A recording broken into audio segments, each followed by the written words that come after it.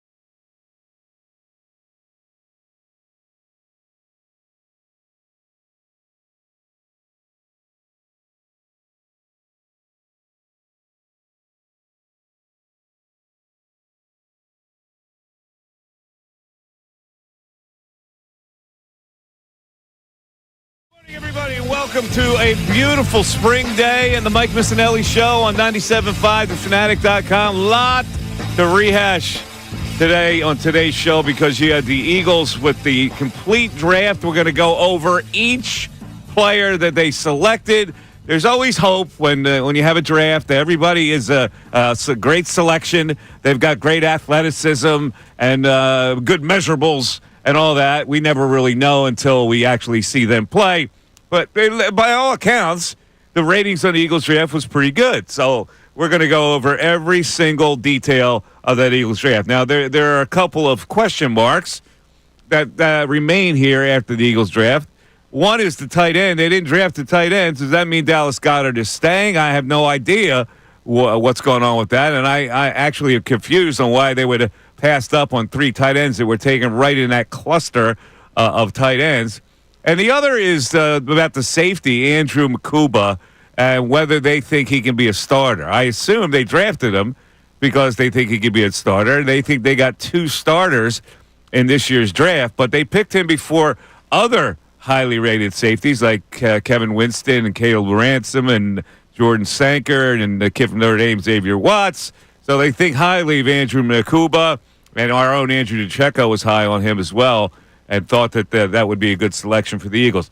In other news, the Phillies bounced back. After a long losing streak, they win 2 over the Cubs last night, Sunday night. They had 2 national TV games this weekend.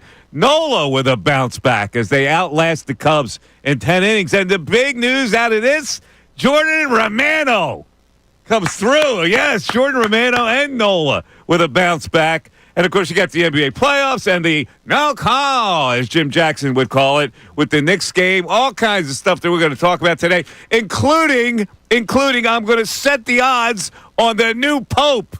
Bill Colarulo is with us. Ray Dunn is with us. Good morning, Bill. Good morning, Mike. Good morning, Ray. Hope everyone had a great weekend. It was a huge sports weekend with the NFL draft and then the Phillies in Chicago, the NBA playoffs, as you mentioned. You didn't mention the NHL playoffs, which are also going on. Hockey going on? I was not aware of that. Sorry. But as big of a hockey guy as I am, it was hard to pay attention to that with everything else going on. But overall, for the Eagles, I thought it was a good draft. Every single team thinks on Monday after the draft, they had a good draft. Yeah. You don't know for a couple of years. Now, the Eagles and our fans were spoiled last year because we found out right away that their first 3 picks, Quinyon Mitchell, Cooper DeJean, and then later on in the season, Jalix Hunt, were solid draft picks. Doesn't always work out that way. It does take a couple of years, but I do like what the Philadelphia Eagles did. Howie Roseman definitely had a plan, Mike, because you look at their first 5 picks in this draft, every single one of them was on the defensive side of the football. It's the first time since 2010 that they've taken 5 defensive players with their first 5 picks. They've gotten younger. I saw a crazy stat this weekend that I didn't even think was true. I had to double check it. There is not a single player on this defense that was here before 2022. The longest tenured defensive player on the Philadelphia Eagles right now, Jordan Davis, who was drafted in 2022. Wow. They are young, they are athletic, and Howie Roseman clearly had a plan. Let's hope it plays out. All right, so for the record, who they took, let's just quickly go over their selections in case you were on Mars. John Campbell, the linebacker with the first pick, linebacker outside rusher out of Alabama. The only question is, will he be healthy enough to start the season? Does he have these other injuries that we talked about? Andrew Makuba, the safety from Texas, they picked him the 64th pick. Defensive tackle Ty Robinson, 111, kid from Nebraska who practiced against the center for the Eagles, and they're apparently pretty close. Cornerback Mac McWilliams. I like a double Mac. Yeah, it's a good name. I like a double Mac. Mac McWilliams, 145, Central Florida. Now, is it pronounced Smile or Smale? Mondon. I thought Father it was said it was Smile. Is that what the dad said? Yes. I thought it was Samael Mondon. That's what I thought it was. Samael Mondon. But he said it's pronounced Smile. I don't know. Anyway, linebacker from Georgia. Drew Kendall from Boston College, a center guard. Always good to get a backup center in there. And then they went with the 2 tackles. Miles Hinton, 191. Cam Williams, massive guy that they think a lot of. They think this is a guy that the offensive line coach could really mold into somebody. Offensive or outside linebacker Antoine Powell-Ryland at 209 from Georgia Tech. And quarterback Kyle McCord, who will be on the practice squad for a couple of years, I predict. Kyle McCord. Well, if he's better than Dorian Thompson-Robinson, you may see him take over that third spot. Dorian Thompson-Robinson, disrespect for Dorian Thompson-Robinson. The guy's actually played in the league. Yeah. had a higher pedigree than McCord. Come on, man. But it made sense for the Eagles to bring in another quarterback. It's always good to have a fourth guy competing in training camp. So we'll see. Hopefully McCord can make the team. That's a great story. Do you have any eligibility left for St. Joe Prep? Because their quarterback moved on. It's time. Maybe he could come back and put a cap on his career there. It's another St. Joe's Prep guy on the Birds. Jeremiah Trotter Jr. too, man. Yeah, and they played together. They did play together. You're right. Yeah, they did. They did play together. Same thing with the safety Andrew Makuba played at Clemson. Yes, with Jeremiah Trotter Jr. And then the Eagles are also signing a lot of undrafted free agents now. They signed a couple from that Toledo defense that played with Quinyon Mitchell. Mm-hmm. So a lot of friends on this team now. All right, so let me get you. Listen, Andrew Makuba is the most interesting selection. John Campbell was kind of a no-brainer. What do you think of that selection? And they think he could be the C.J. Gardner-Johnson replacement. What do you think? It's interesting because he's a very similar player to Chauncey Gardner-Johnson, that he has the versatility to not only play safety but come down and play that nickel corner position, which is what Chauncey Gardner-Johnson started his career doing that in New Orleans. He's also, everything I'm seeing on this guy, great instincts. He's an athlete. He's extremely physical, but then you look at his size, he's only 5'11", 186, so that's the concern. A guy that physical, can he stay healthy in the National Football League? But the positives, this guy was a 4-year starter. He spent 3 years in Clemson. He started there. Then he transfers to Texas. He starts there. He was born in Zimbabwe, comes over to America at 9 years old. I mean, the kid just got a great story. The only negative with him, he's a little small, and sometimes when he tries to go for those big hits, he misses the tackle, similar to what you're dealing with Sidney Brown.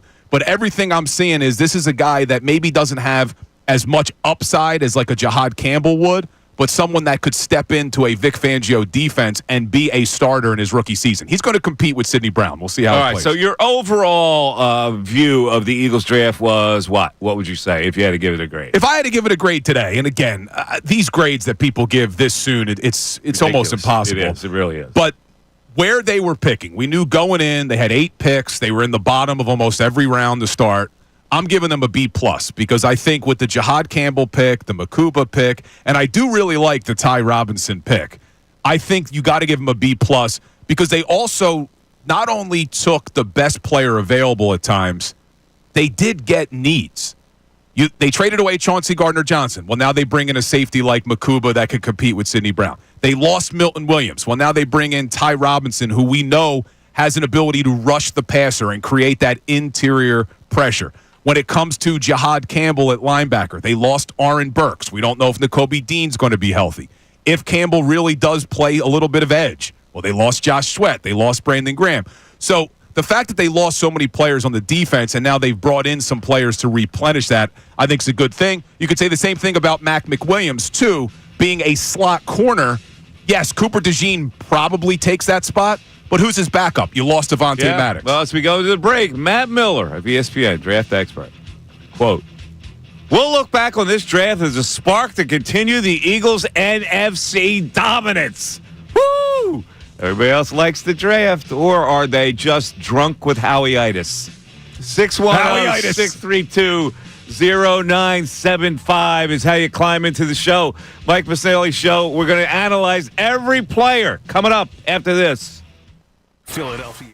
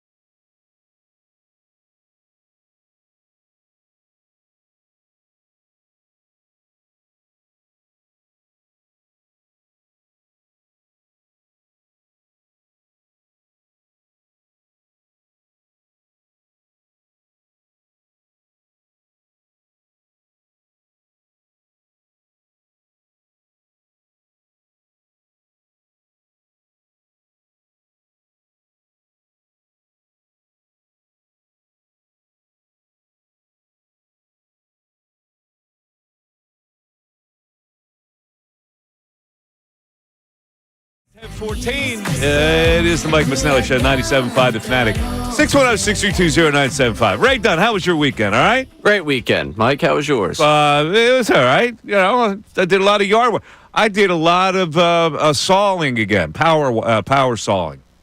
Oh, you had to get rid of that tree? Got rid of the tree, but I had to buy a new chainsaw. That's not electric? You go gas? I went battery. Battery operated? Because it's hard to believe that a battery-powered chainsaw would work that well, but I took a shot on it because I do this Greenworks thing. I have a couple other Greenworks things, so I have a 60-volt battery. So I ordered a thing. Comes the next day, by the way. Wow. Next day it came. Yeah, so it's in the crazy. meantime, another huge limb had fallen Better get this tree taken care of. that I could not use with a handsaw. So I had to go out and get this thing because the tree fell, and again, it was on the other side of the fence. I'm telling you, the diameter or the radius of this thing had to be a foot. So I knew I couldn't use a handsaw. Got this power saw. It's a battery. How could it? Right through it, Bill. I highly recommend the battery-powered chainsaw. Did you feel tough when you were doing it? And once you get it in your hands, you want to cut everything down. Well, I put together deck furniture this weekend. You finally finished the 7-day project? Yeah, the for deck table, furniture? 6 chairs, looks beautiful. Father-in-law didn't help me at all, Oh, my God. although he would have if I asked, but I told him, no, this one's on me. So I took care of it. This one's I'm a man. That's right. So, Ray, your overall feeling about the Eagles draft? I like what they got in terms of future. Like, when you look at Jahad Campbell, you think about what he projects out to be in the next couple of years. I like it. Makuba, by all accounts, is pretty much C.J. Gardner-Johnson, just younger, and whether or not he can grow into that is another question. And then they took flyers in the offensive line. I think the biggest thing watching the draft, and this was something I saw Sheil Kapadia tweet out, I think is the truest thing in the world. I watched that entire draft, and it was like, okay, all these defensive guys, well, I trust that defensive coaching staff. All these offensive linemen, well, Stoutland, you. Like, I think they've built an infrastructure here in the organization where if they draft guys for traits, we believe they're going to be coached up to the best of their ability. Did they get enough day one impact guys that I think, like, starting in September are going to change the world for this team? I don't know about that for a team right now in the middle of its Super Bowl contending window. You watched the entire draft. Watched a good portion of it, yeah. I did not do much Sunday or Saturday during the day. That you had the stamina to watch the whole draft. Well, I was Not just the transfixed draft. on the Shador thing. Oh, okay, yeah. Well, that was the storyline, the drama storyline. But it is amazing you could watch that much of the draft without getting sick of syrupy sweetness with all the commentators talking about how wonderful every pick was. Every pick. Every pick. Oh, this is the right thing. It'll fit in. He's got this and he's got that. Even 6th-round people. Yeah, that's what they're going to do. But what makes me more annoyed when you watch the draft are the fans that go. That They have no idea who it is. No idea. Yeah, faces painted. Number one. Number one. They announced the 7th round guard, and they're like, "Woo! Yeah. That's my favorite part." Yeah, it's pretty crazy. All right, Bill, you have been, since you're a football head, you have been tasked with doing the intelligence work on the Eagles pick. So we've already talked about John Campbell and Andrew Makuba. Well, let's move on. You said you liked Ty Robinson. Why? I did, but before we even get there, Mike, one of the controversial decisions I saw circulating on Twitter was that Howie Roseman just kept trading back in the 3rd round. Yes. Like they did not draft a single player in that 3rd round. I don't know if that's the smart move or not, but I think Howie probably played true to his draft board and decided, you know what, I don't think there's good value here. We'll pick up some additional picks and we'll move back, and that's what they did. And they go into the 4th round. Ty Robinson, 6'5", 288. He's 24 years old. Again, athlete, physical. I know you told me that they say that about everybody, but everything I'm reading. Athlete and physical. He's everything very physical and he's athletic. Yes, but everything I'm reading about all these picks is an emphasis on the physicality in which they play with, and their relative athletic score, the RAS, are all off the charts. But what I love about Ty Robinson, 7.5 sacks, 12.5 tackles for loss from the defensive tackle position. We saw firsthand when you create interior pressure, I don't care how good the quarterback is. Patrick Mahomes, the greatest quarterback maybe we've ever seen. If you can generate that interior pressure, you're going to disrupt a lot of offenses. They had that with Milton Williams. You had to get some guys in here. Now, I'm expecting Moro Ajomo to take a step.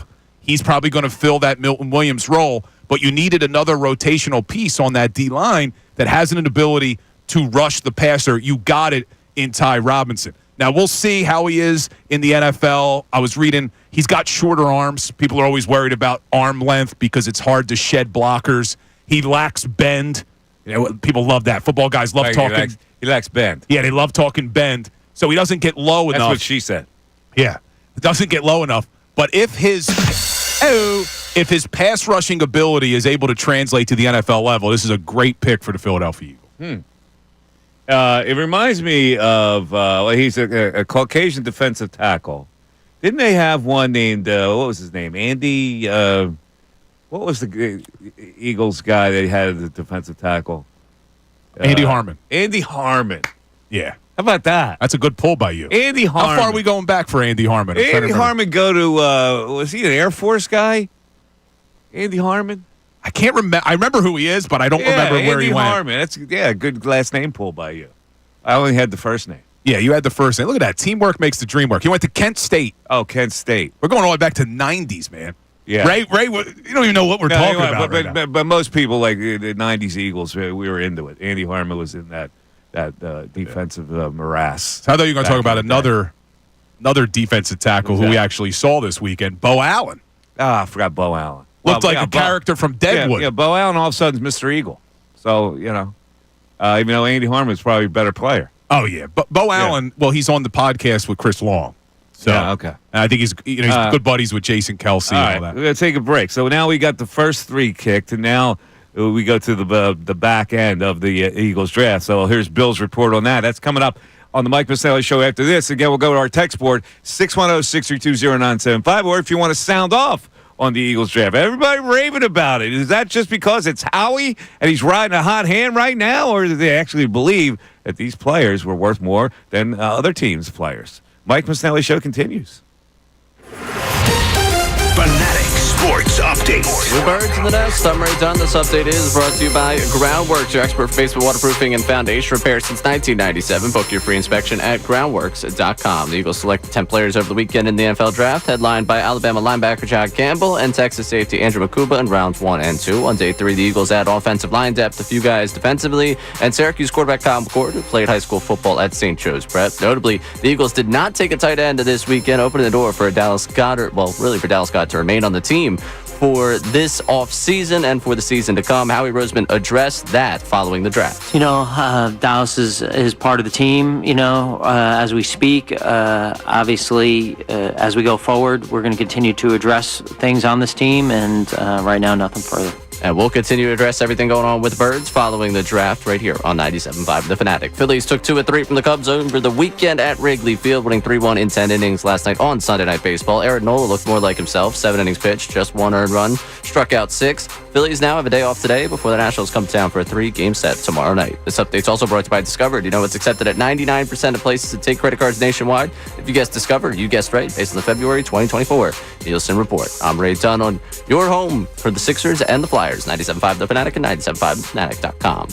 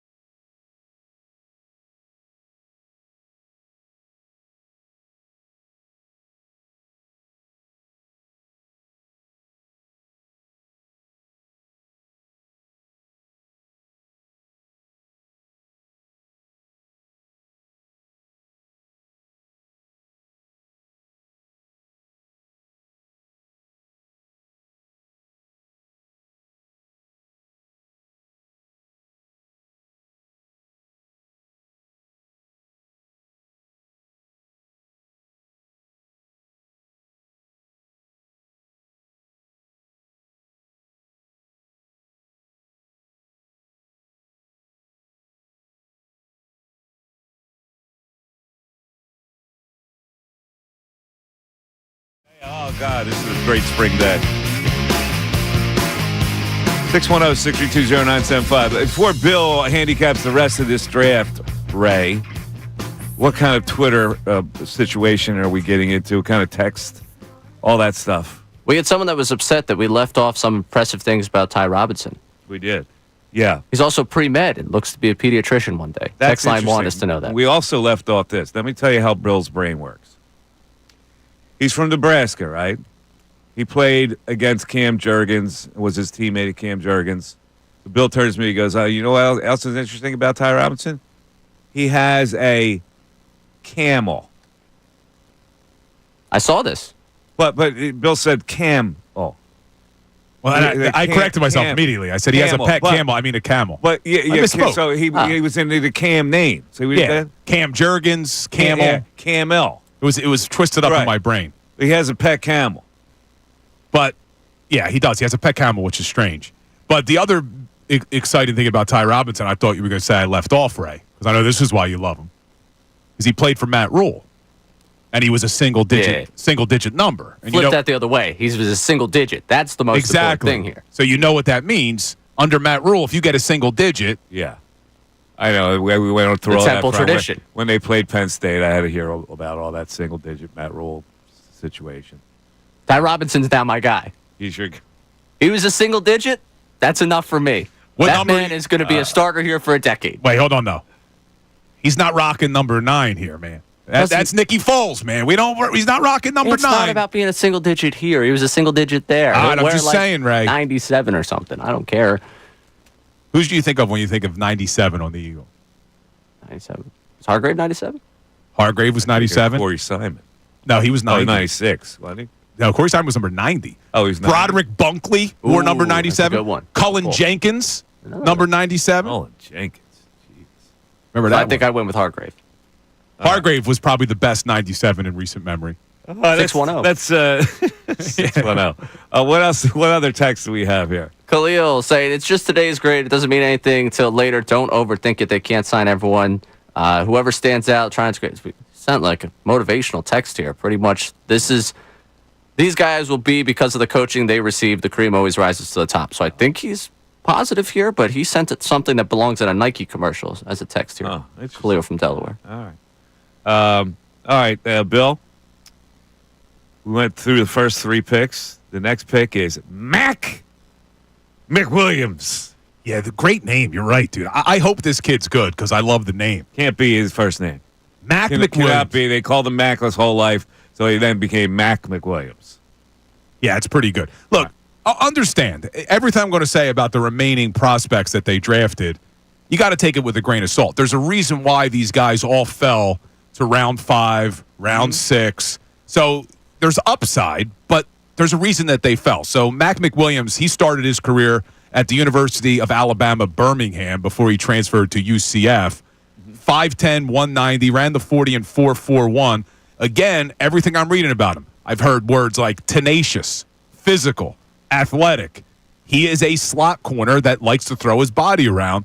They needed some depth there. Like, if I'm Vic Fangio, I'd be making a lot more money. But if I was Vic Fangio, I would keep Cooper DeJean as my slot corner. I would not move him outside. But you need a backup at that nickel corner position because you lost Avonte Maddox. That's where Mac McWilliams can fit in. He can play that slot corner position.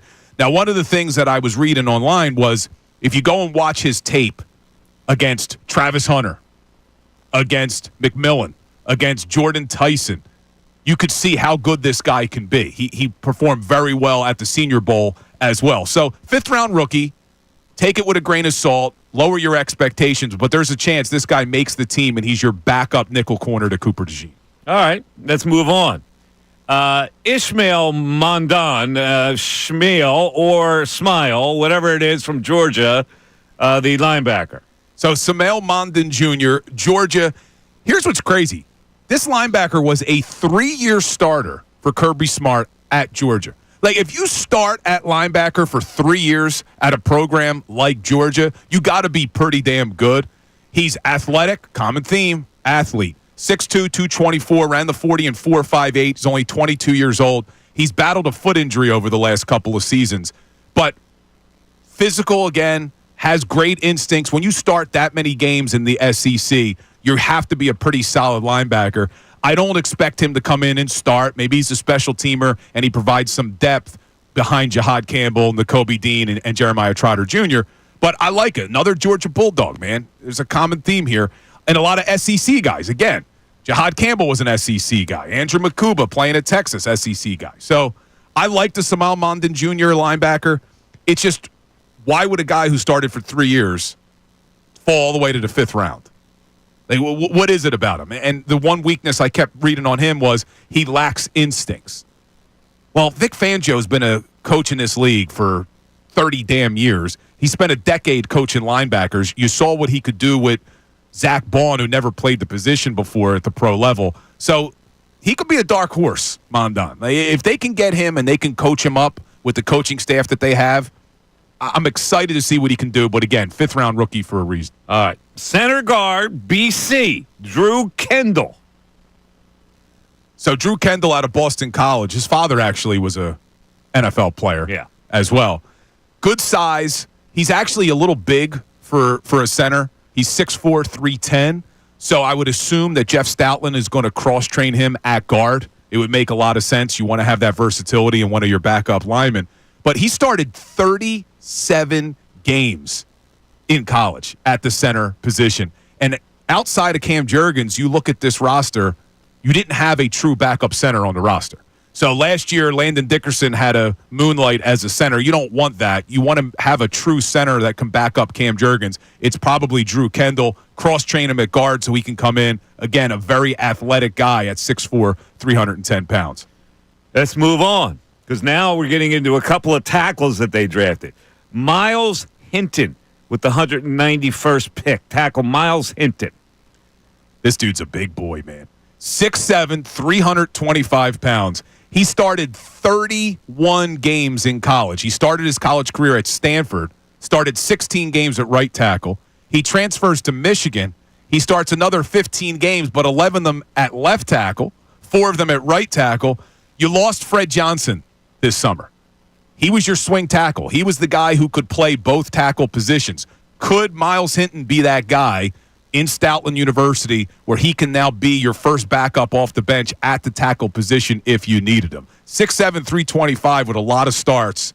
Stoutland University, I mean, we know what he's done. You like this selection. I can tell. I do. I like both of the tackles they took in the 6th round. So Miles, let's move on to the next one. Cam Williams. Speaking of Cams. Yeah, so Cam Williams, this guy is like the prototypical lineman that you would want in Stoutland University. He is as raw as can be. Stoutland University, you've said 5 times already. Because it's all what it's about. Okay, all right. It's all what it's about. I'm just saying. So he's 6'6". Love it. Yes, I do love it. 6'6", 317. He's still only 21 years old, and he is extremely, extremely raw. But you look at all of his attributes, he should be able to translate to a tackle in the NFL. His arms, his hands, his wingspan, all that stuff, his athleticism.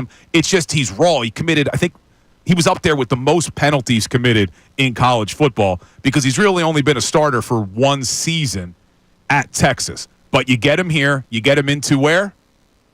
Stoutland University. Stoutland University, and then maybe there's some upside Love it. to Cameron Williams. SU. Outside linebacker Antoine Powell Ryland from Georgia Tech with the 209, 2 picks after Cam Williams. Virginia Tech, I thought. Was it Virginia Tech? Oh, yeah, that's my bad. Virginia Tech.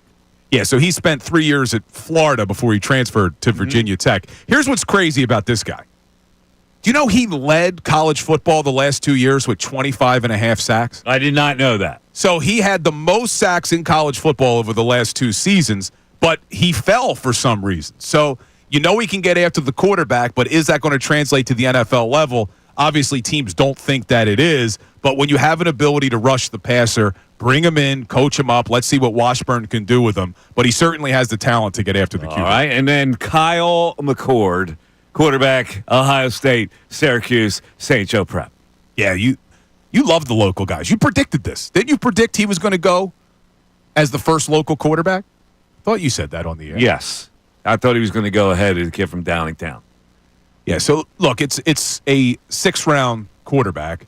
You already have a quarterback here. You already have your backup in Tanner McKee. But Kyle McCord, look, decent career at Syracuse, transfers to Ohio State, has a good season there as well. Safe practice squad guy. I think you're probably right. You would hope that it's going to be a battle between him and Dorian Thompson-Robinson. That's what it is. Who's going to be your third QB? And if not, if they keep DTR, is it DRT or DTR? Thompson-Robinson. DTR. Then you're right. I think Kyle McCord would be your practice squad QB. All right, 610-632-0975 is how you get in. We'd love your feedback on the Eagles draft. We'll move into some Philly chat. We got the odds for the Pope. This is very serious stuff, folks. I'm going to lay out all that. We're going to have the description of each candidate for Pope, for new Pope, until the white smoke comes up, Bill. Mike Missanelli Show continues. We want to hear from you. So text us at 610-63.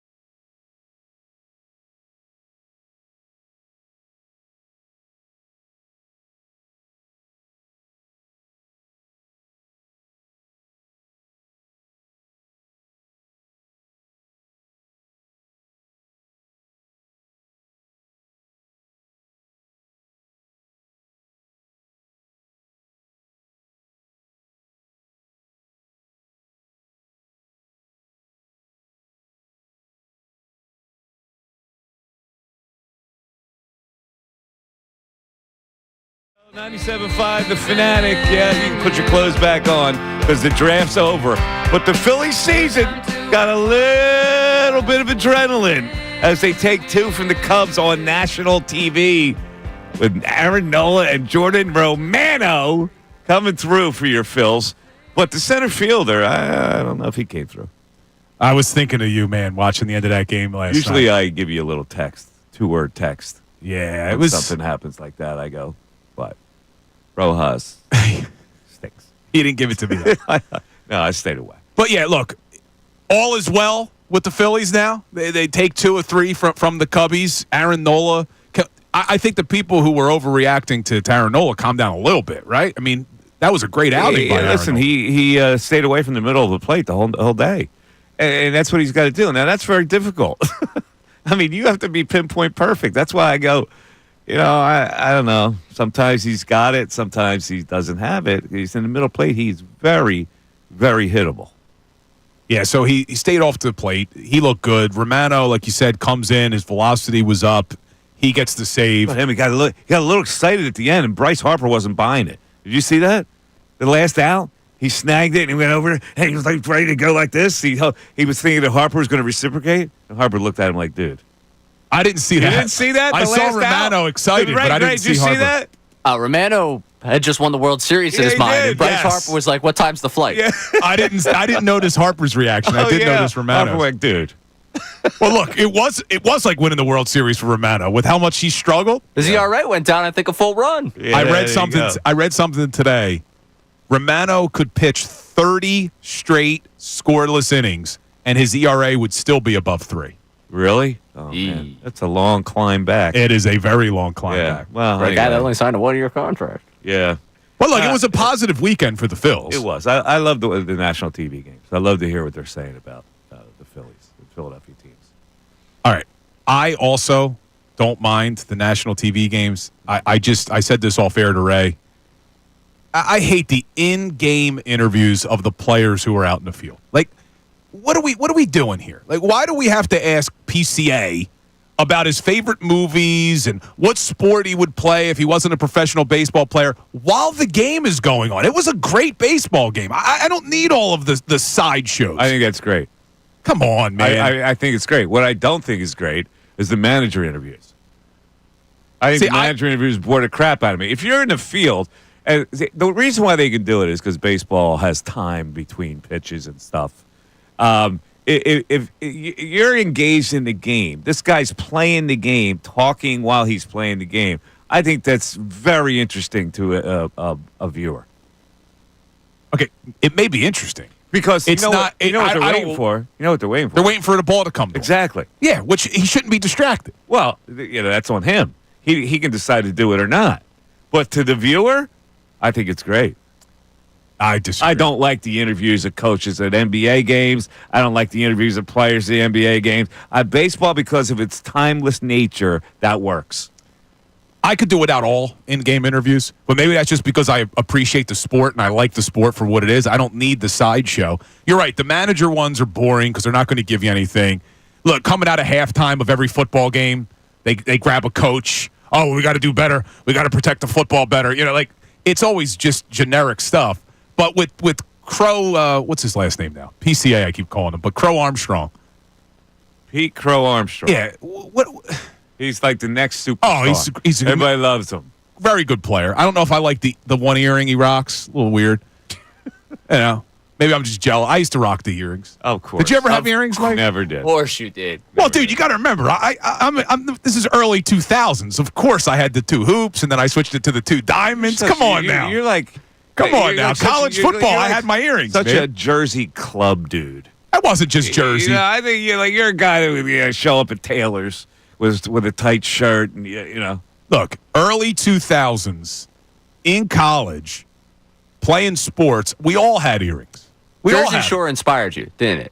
You watched Jersey Shore and you were like, if I was in the right place at the right time, I could be one of these guys. Yeah, No, he Jersey is. Shore was He after I is. was in college. He is kind of like a sophisticated Jersey Shore guy. No, but I mean, you watched that show, or you saw that show come out. You were like, I could No. have been in the right place at the right time. Jersey Shore came out in 2009. I already had graduated law school. I was telling- way past my prime. I'm saying that when you saw that show come out, you're like, wow, my life could have been different. I was not like that. I could have been a star like that. Nah, I was I not. could have been in a situation, man. Look at my abs. All serious. Tan laundry, man. Wait, hold on. GTL. GTL, baby. No, all seriousness here. I know that we joke. I am the furthest thing from the characters you saw on Jersey Shore. Oh, stop even at it. my That height, picture even at with you, 21 years you old, gotta be I was kidding me. never like that. Picture when you had hair and you got your guns up like this. That picture you showed us. You're a yeah. cliche. I was pretty jacked up. You were, then. forget it. With the fact I you were was pretty jacked up, jacked. you were a cliche. But I don't. And you would take a picture of yourself like that. What is that? That doesn't make you the situation. No, I mean, when you're exercising, you take pictures to see the games. Stop it. You take pictures to see the games. See Ray. Is that what a mirror is for? You know what I mean? You stored that picture on your personal so you can show people. Look at this. This isn't about me, okay? It's about Pete Crow Armstrong's earring. I don't like the look, PCA, but he is a very good player, man. He is a very It's good all right. Right now, I think he's a little overhyped. I know he's got some tools, Anyway, let's go to the phones because can we have we got the walk-up song? We don't have the walk-up song. We got to get Greg's walk-up song here. He's the leadoff hitter. A leadoff hitter has to have a walk-up song, Ray. Do we don't have it? No. No, it was a one-time grab. I didn't put it in the system. I forgot. Put it in the system, Ray. Damn it. All right, ladies and gentlemen, the leadoff hitter, Dr. Mad Elf Greg from Bethlehem. Gentlemen, What's up, Greg? Now it's Jersey Shore Bill, huh? Jersey Shore Bill. Now, Ray came up with a stroke of genius there. I think it works. Yeah, I like it. Farthest I like thing from it, Greg. Although I could do the fist pump, though. You're already There showing you us. go. There you go. DTL. I know you were a tanner. You had to be a tanner, too. Yeah, Yeah? The only absolutely. Tanner I knew was Absolutely. Danny Tanner from Full House. Yeah, sure. Well, I thought the Eagles had a good draft. At least the first three picks seem like they're, I don't know if you call them home runs or not, but I think it's close. And, the rest of them, I guess, are raw material that they can work with. So, I think it was a shallow draft, and they did the best they could. Really? They did the best they could? Because I was expecting the worst. Of course they did the best they could. Come on. Well, Greg, I was expecting more Well, insight. You're a regular here. I wanted more insight here with you. Well, I didn't see Jalen Rager show up. I mean, Well, how do you know? You don't know. Andrew Makuba. Well, how do you know Andrew Makuba? They keep telling you Andrew Makuba, he could be a starter. You don't know. Well, We don't know any of these guys. And Greg, Makuba is the player to watch because there were a lot of people who wanted Xavier Watts. There was a lot of people who wanted the safety from Penn State.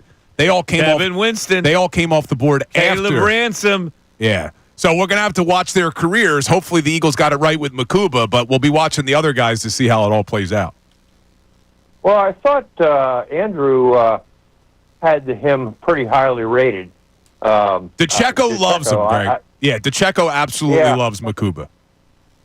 I mean, I trust his opinion, but I was particularly impressed with, or happy that the Phillies pretty much all participated offensively on Saturday, except for Rojas. So I guess he just walked, but everyone else, playing small ball is not a bad way to get back in the flow. The much maligned It didn't Trey really- Turner came through.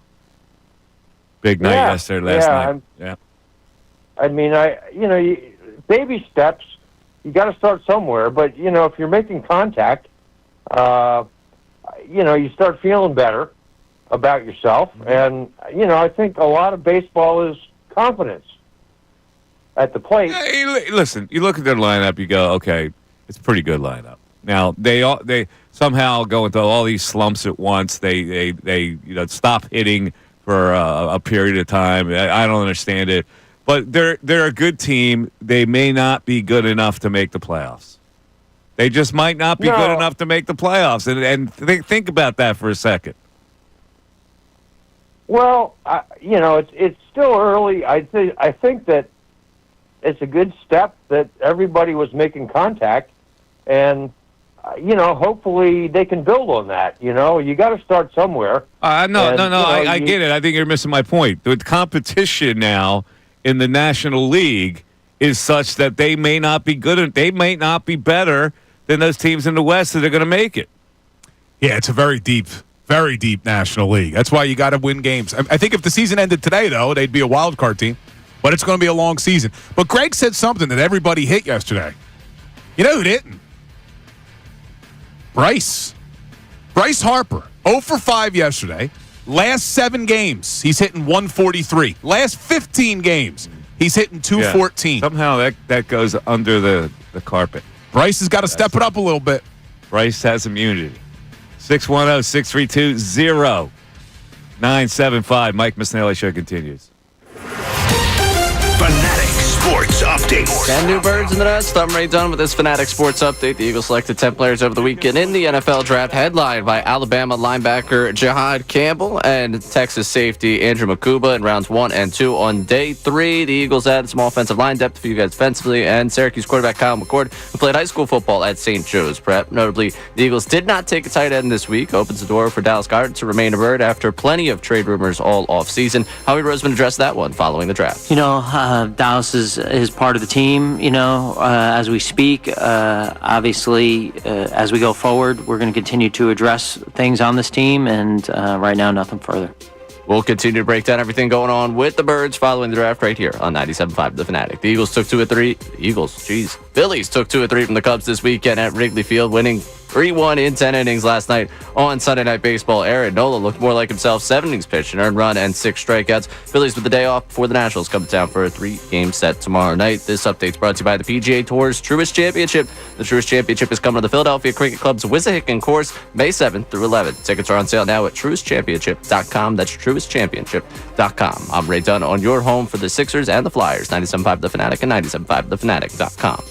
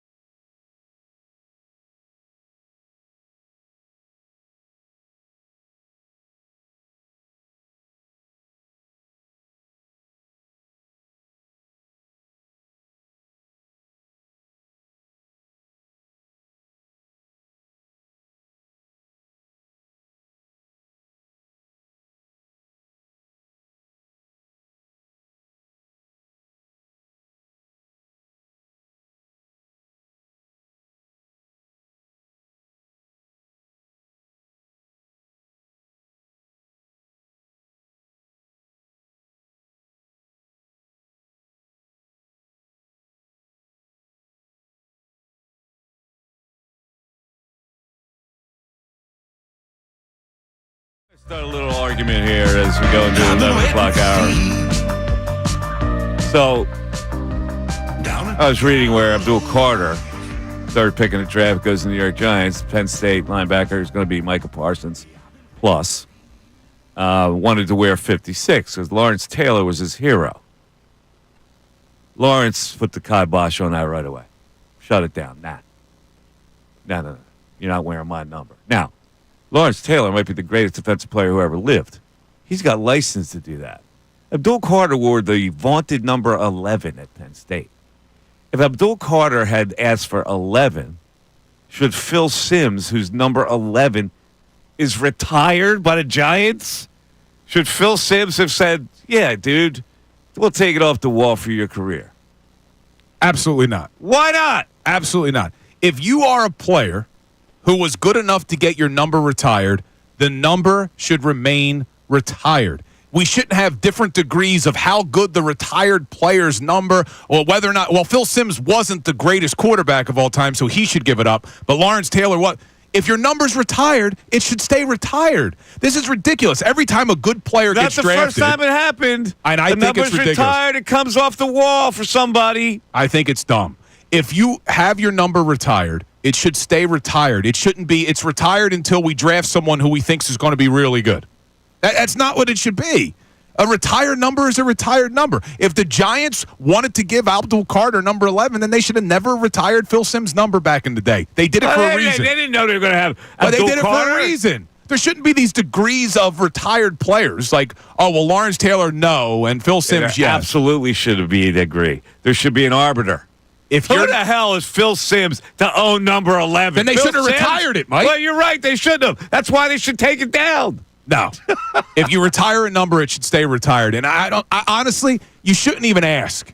Like, if I was ever good enough to be drafted in the NFL, which was not even close, I would not think to Don't ever sell yourself ask short.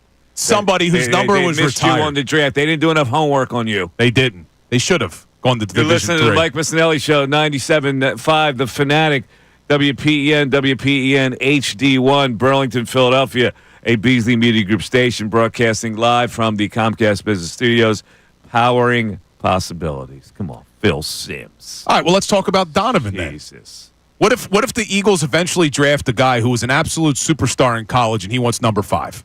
And he says, I'm going to call Donovan McNabb and ask him to unretire his number. McNabb would be completely in his right to say, hell no.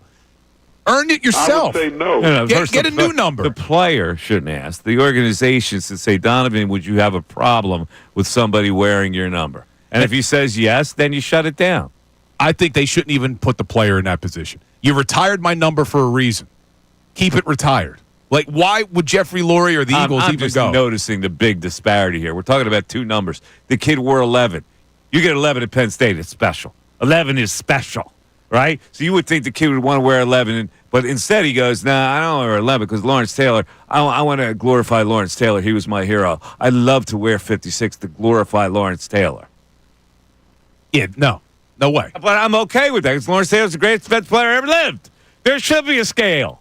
The scale is their numbers are retired. Like, who are we to say Phil Simms' number retirement isn't important? Is McNabb closer to the Hall of Fame than Phil Simms?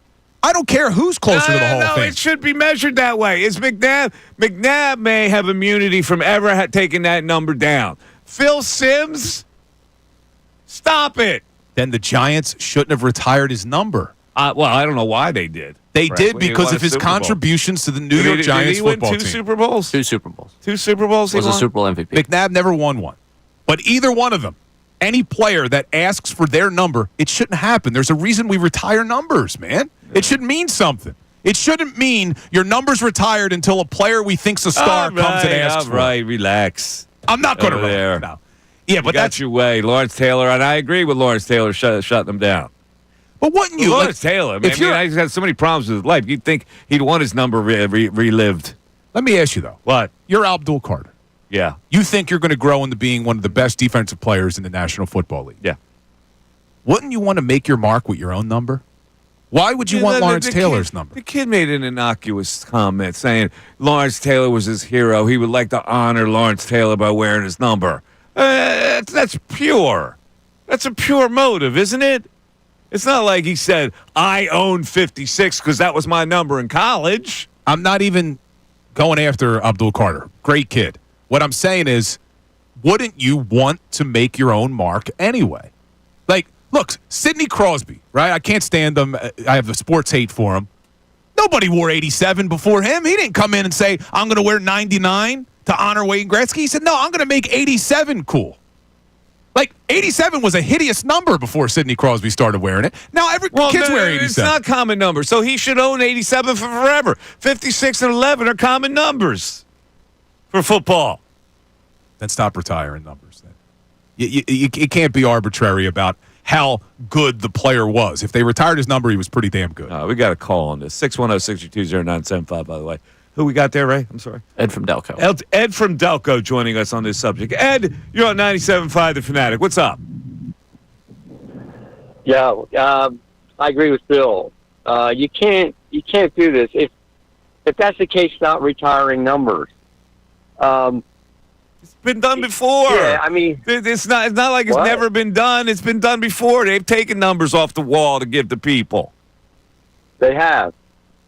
I didn't know that. Who they take off the wall? I have the list handy, but they have like people have asked to wear a certain number. They said they check with the person whose number was retired, and he says yes.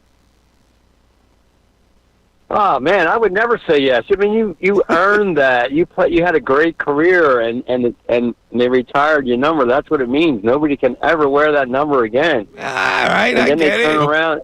Apparently, as I'm looking this up, the Giants just did this last year for Malik Neighbors. There you go. They Look at unretired number one. There you go, Malik Neighbors. Doesn't make it right. Well, but there's precedent for it now. Malik Neighbors. Apparently, number one had been previously worn by Pro Football Hall of Famer Ray Flaherty, and they unretired it. See, that Ray Flaherty played a long time ago, so they don't give him one thought.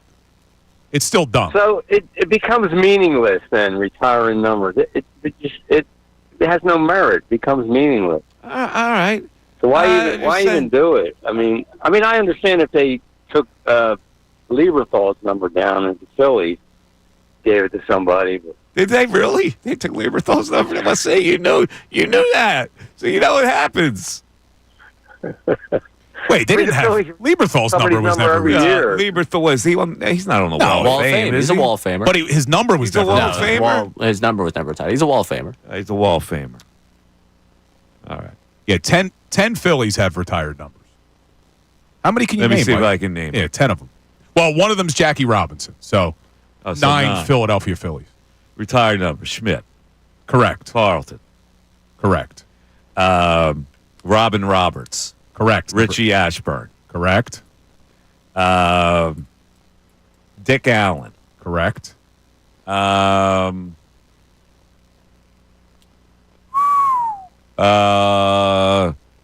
Larry Boa. No, his number is not His retired. number is not retired. How about J-Roll? Number's not retired. Ooh. But I don't believe anyone has worn 11 since J-Roll retired. No. So here's Give me Jim Bunning, Jim Bunning, 14. Roy Halladay, Roy Halladay shouldn't be retired. and then these two really aren't numbers. Grover Cleveland Alexander and Chuck Klein, All right, the here letter we go. P. Go way back. The letter P is retired. What? The letter P? Yeah. What do you mean the letter P is Before numbers were used. They only had a letter P on their jerseys. There was no numbers back then. What? Yes. So if you ever want to wear PA, So they you're retired out. number You P. can't Letter retire. P. CK, you can't wear it. Retire on letter. They have P's What are retired. the kids in elementary school going to say? What is it? An infringement? Q Can I? M-N-O-Q. Can I take our jersey conversation for a second just to stand on a soapbox? Yes. We need a higher threshold for guys to wear 35 after Cole Hamels. We don't need to retire it, but the guys they've given it to since him, Oscar Mercado, Drew Ellis, David Dahl, and Carlos Hernandez. No, you're absolutely right about that. There should be some thought. Because they gave... Jay Ajayi, Westbrook's number. Yeah, but they gave a defensive back at number, too. They gave, after Ajayi, they gave 36 to some scrub defensive back. Well, because I remember texting Westbrook. I go, dude, you should kick up a fuss about this. It's ridiculous. Yeah, even if you're not going to retire a number, some of them just get put on the Who shelf was that for a guy? while. Find that guy who wore number 36. They gave him 36. Some defensive back it was. 610-632-0975. We're back after this. Andrew Salciunas. I think it's time to officially.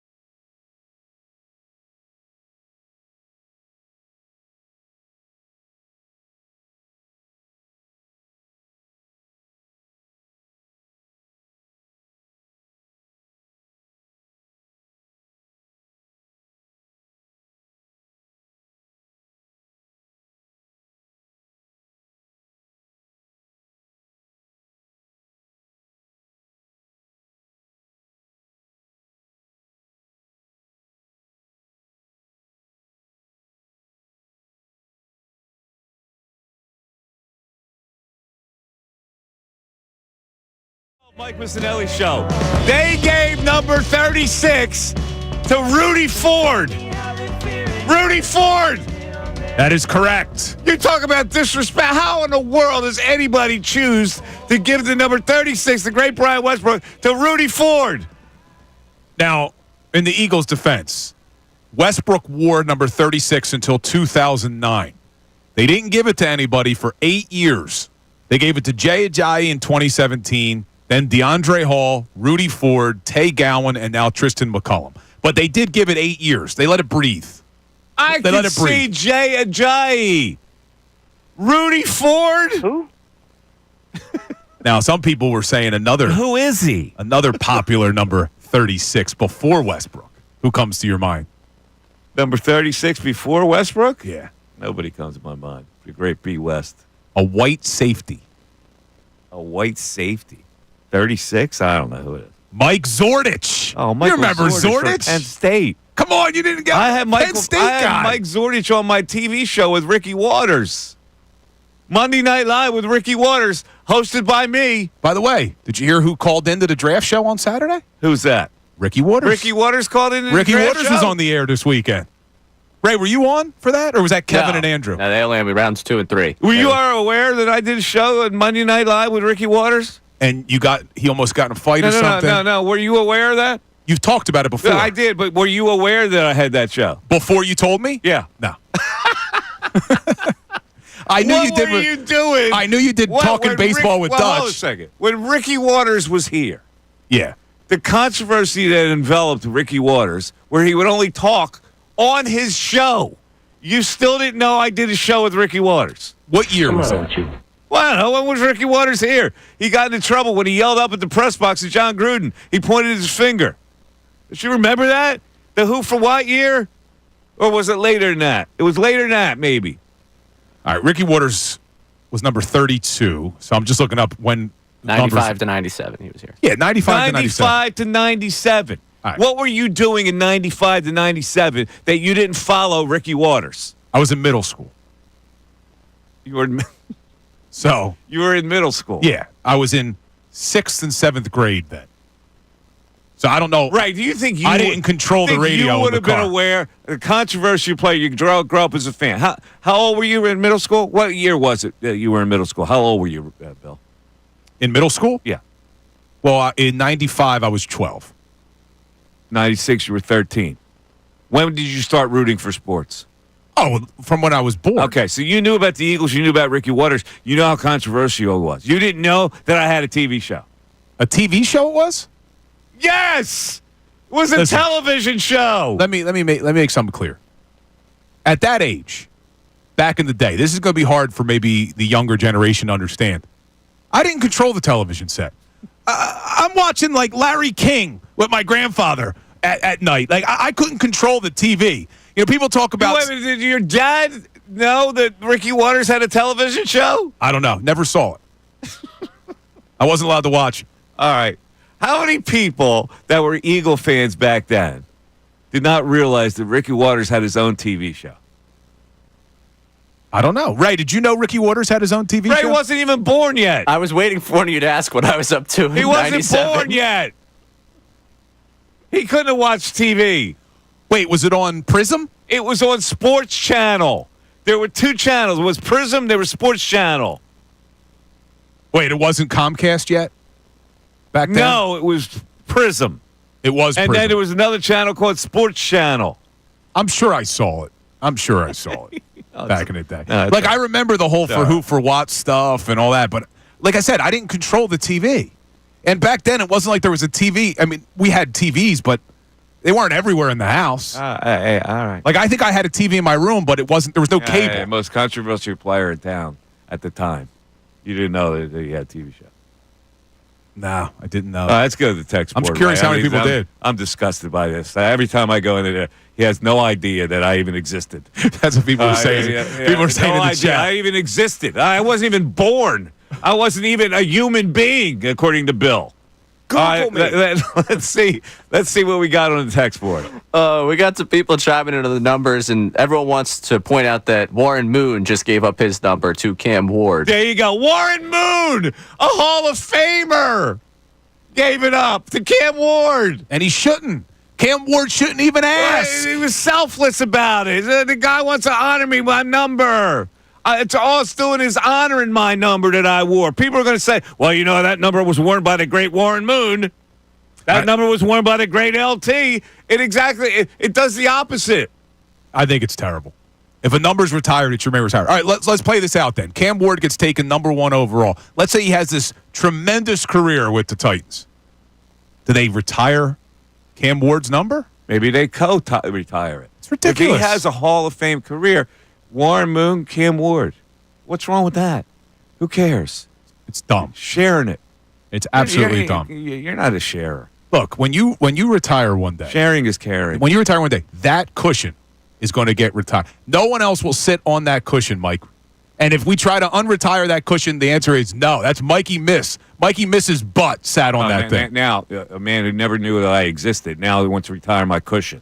Yeah, and let me make this clear because people in the YouTube chat, I know who Ricky Waters is. I didn't know he did a television show with Mike. Of course I know who Ricky Waters is. The whole thing about the television show was not that he did the television show. It's that's the only place that he would communicate with the fans. He stopped talking to the press. Reporters had to come to the show, the live show, to hear what he had to say about the issues of the game. Oh, wait, was this in 96? Yes. I don't remember it. This is bad. This is very, very bad. 610-632-0975. Back after this. Fanatic Sports Update. 10 new birds enter the nest. I'm Ray Dunn. With this Fanatic Sports Update, the Eagles selected 10 players over the weekend in the NFL Draft, headlined by Alabama linebacker Jahad Campbell and Texas safety Andrew Makuba in rounds 1 and 2. On day 3, the Eagles added offensive line depth, a few guys on defense, and Syracuse quarterback Kyle McCord, who played high school football at St. Joe's Prep. Notably, the Eagles did not take a tight end this weekend, opening the door for Dallas Goedert to potentially remain with the team after an offseason filled with trade rumors. Howie Roseman addressed that following the draft. Dallas is part of the team, as we speak. Obviously, as we go forward, we're going to continue to address things on this team, and right now, nothing further. And we'll continue to address everything the Eagles did over the weekend in the draft and how everything shakes out in the Eagles offseason. Phillies took 2 of 3 from the Cubs this weekend at Wrigley Field, winning 3-1 in 10 innings last night on Sunday Night Baseball. Aaron Nola looked more like himself. 7 innings, just 1 earned run, striking out 6. Phillies with an off day today before the Nationals come to town for a 3-game set tomorrow night. This update's brought to you by Mercedes-Benz. The feeling of owning your first Mercedes-Benz is hard to believe, but it's real. From leather stitching to the iconic design, every element of Mercedes lives up to its reputation. See for yourself at your local dealer. I'm Ray Dunn, your home for coverage of the truest championship, 97.5 The Fanatic and 97.5thefanatic.com. Philadelphia.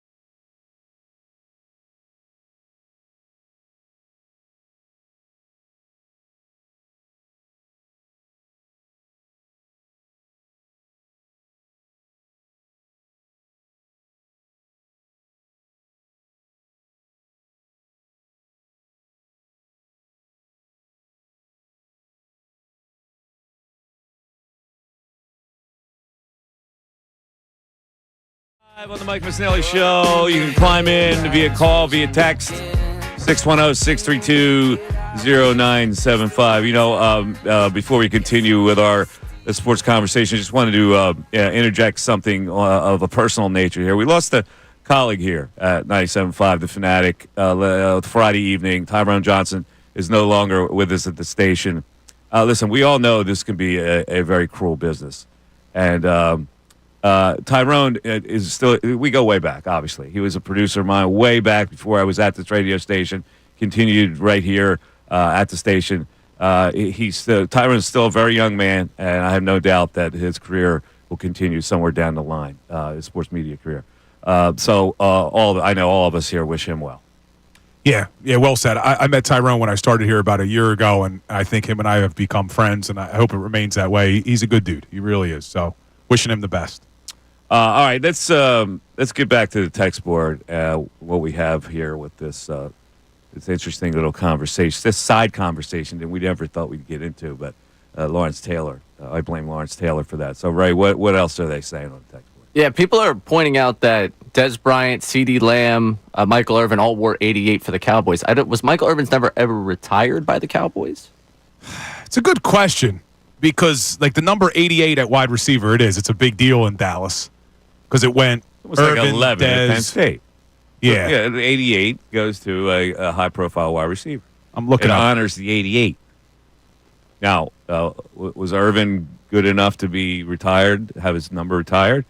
I don't know. Somebody wore 88 before he did. The Cowboys do not officially retire numbers. Oh, okay. But they have a Ring of Honor. Ring of Honor. And it says a lot of times numbers are off limits, but not retired. Like number 22 for Emmett and number 8 for Troy Aikman. That's off limits. So, but they're never retired. They're just not typically assigned, it says. Okay. We also had Jason from Glenside say, if a player makes the Hall of Fame, no one in that organization should ever wear that number again. I totally agree with that. Now, Phil Simms did not make the Hall of Fame. He's not a Hall of Famer. Really, Lawrence Taylor, he's got a beef. I get it, that he doesn't want his 56 besmirched in any way. But I do think it's all relative.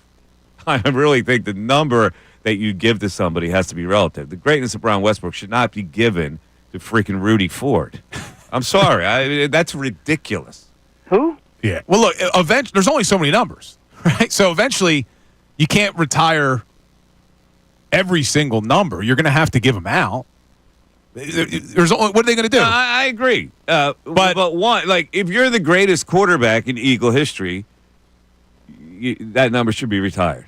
So number 1 will get retired when Jalen retires? Number 1, as we go on to this journey, Jalen Hurts is a candidate to have that number 1 retired.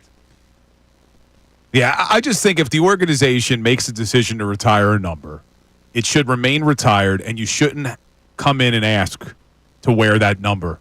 Even if you're a big-ticket free agent who's already proven themselves. But there's got to be some kind of respect to the talent level of the player as you retire a number.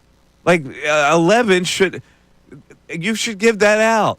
You should give that out. 56, you shouldn't give it out. You're saying that there should be no relativity here. No. The relativity is, in fact, getting the number retired in the first place. Like, but sometimes you could debate comes with media pressure. Sometimes you fall into it. Like Phil Simms. He won 2 Super Bowls. I get it. He's not a Hall of Fame player. Wasn't he hurt for one of them, too? Yeah, Jeff Hostetler took over.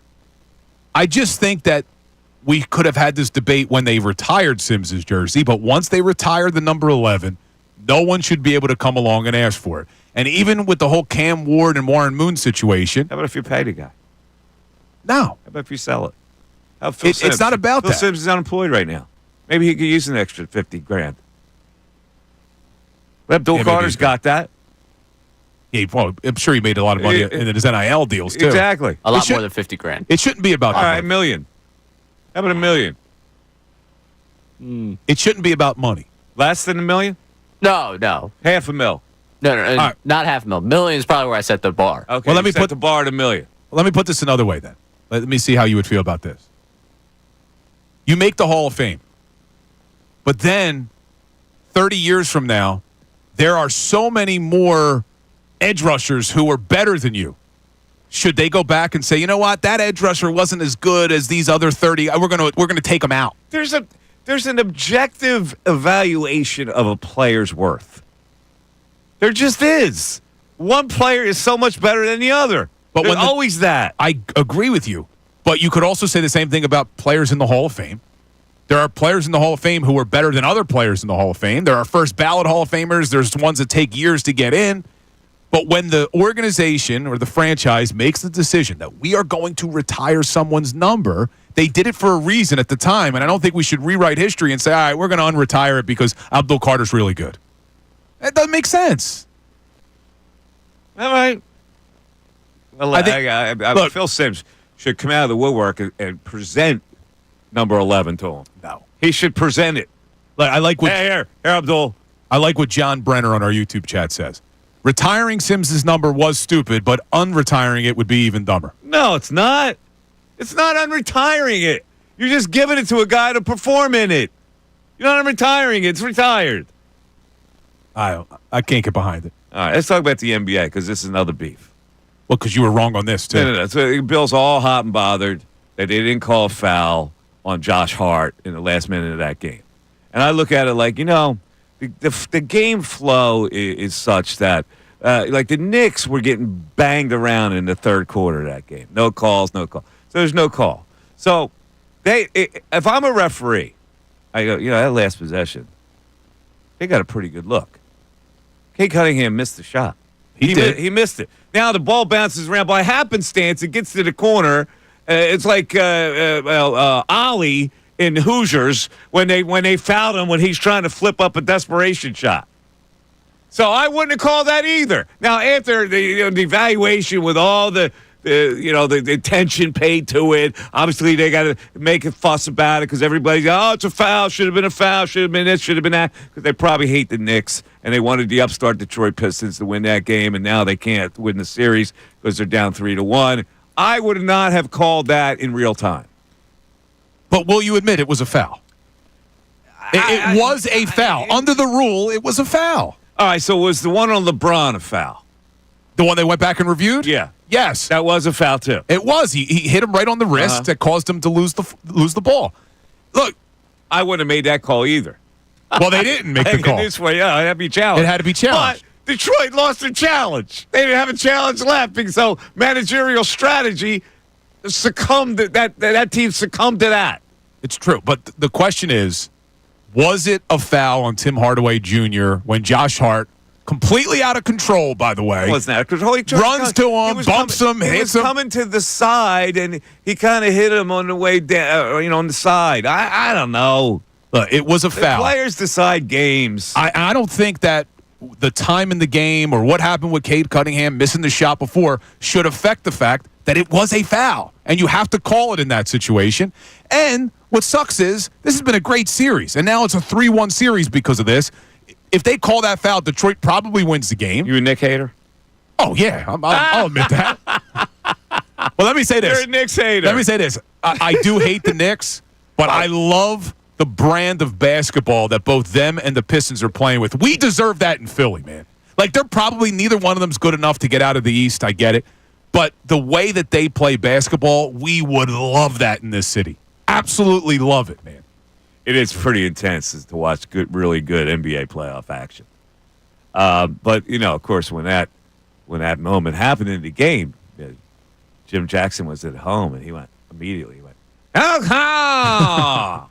and then he watched the LeBron situation at the end. He went, "Call!" As you bring up Jim Jackson, potential Flyers coach became available today. Who? Jim Jackson? Mike Sullivan was let go by the Pittsburgh Penguins. What's that have to do with Jim Jackson? He's the Flyers. As long as you bring up Jim Jackson. He's the Flyers play-by-play. I get it. What do you mean? What's the connection? What are you talking about? Jim Jackson's the Flyers play-by-play. You should have said Mike Sullivan became available. Speaking of the Flyers, speaking of Jim Jackson, there's some news. When you say Jim Jackson, Ray, what's the first thing you think of? I will say, you do have some clunky transitions at times. This one made sense. This one made sense. This one was justified. Yes. Ruling in favor of Bill on this one. How? Jim Jackson, and I think of the Flyers. He's the play-by-play with the Flyers for how many years now? You know how many times he says, if he ever watches an NBA game, what do you think the over-under on how many times he says, "Oh, how?" What is it, 75? Because there could be a call on every possession. There could be. That's the hardest job. I'm telling you, NBA officials have the most thankless job ever. They can make a call any single time. They could, and the LeBron one. Ray and I were talking about this before the show. How the hell did they get that camera angle? Like, where was that camera that they had that direct, over-the-top view of him hitting the wrist of Anthony Edwards? Poor Lakers. Oh, J.J. Redick and LeBron, and then Luka to solidify the deal, and they got Ugats. Yeah, they're done. They're done, man. The T-Wolves. I wouldn't be surprised. Dante DiVincenzo missing layup after layup, but still playing hard. He is playing hard. Playing like a maniac at Dante. I think they get rolled in Game 5. The Lakers. The Lakers? Yeah. Really? I think you see no fight in the Lakers? I think they're exhausted. Is that a game in L.A.? No, I think it's in Minnesota. LA. Is it in L.A.? Game's in L.A. They're not getting rolled in Game 5. They're going to get rolled. I'll put some cash money on that with you. Can you believe? Straight up, I'll take the Lake show. He played the entire second half. All 5 of the starters. All 5 of the starters. You talking about Minnesota? The Lakers. 75-year-old LeBron James. JJ ran him into the ground. That's what I mean. That's why I think they're going to be just exhausted for Game 5. JJ, his fancy haircut, ran him right into the ground. He's got no one else. Anthony Edwards played what, like 43 minutes? That announcement that the Redick podcast is coming back is going to go so crazy. Oh, man. 610-632-0975. Mike Missanelli Show continues. Philadelphia Union Soccer. Won by Sullivan. Whips it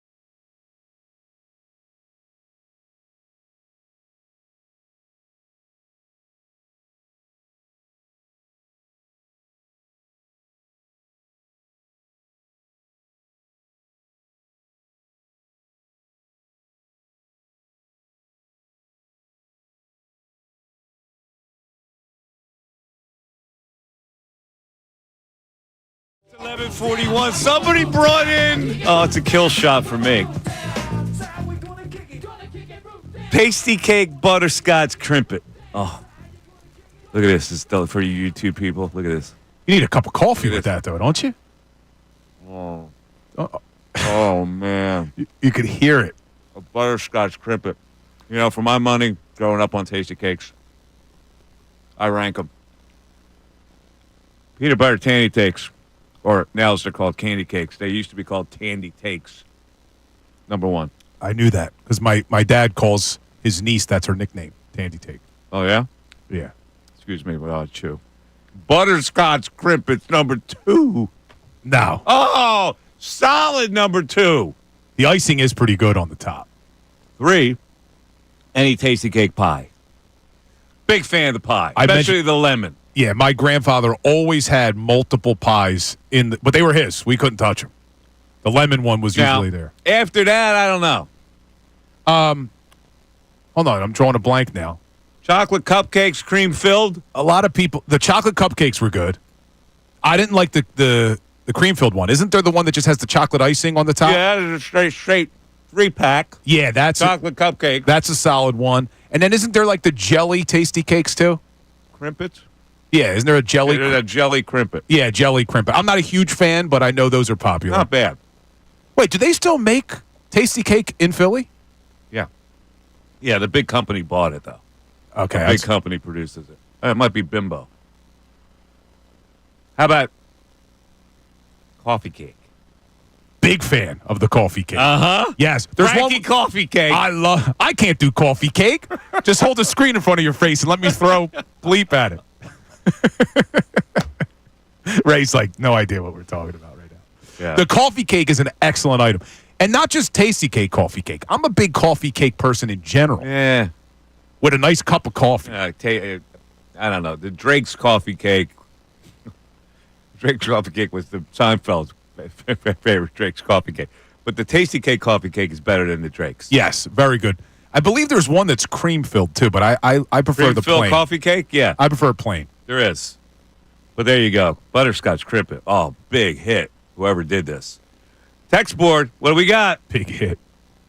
Text board checked it in following the NFL draft. Tommy from Philly here. Now that the dust has settled, who is the biggest threat to the Eagles getting back to the Super Bowl in the NFC? In the NFC, I still think it's going to be the team in their own division. Washington? I think it's going to be the Commanders. Now that they got their new stadium? Wow. My man Fiddles, the Sixers burn. Yeah, but he's getting his new stadium. Oh, Josh Harris getting his new stadium. He hasn't given one thought to Daryl Morey and the crew.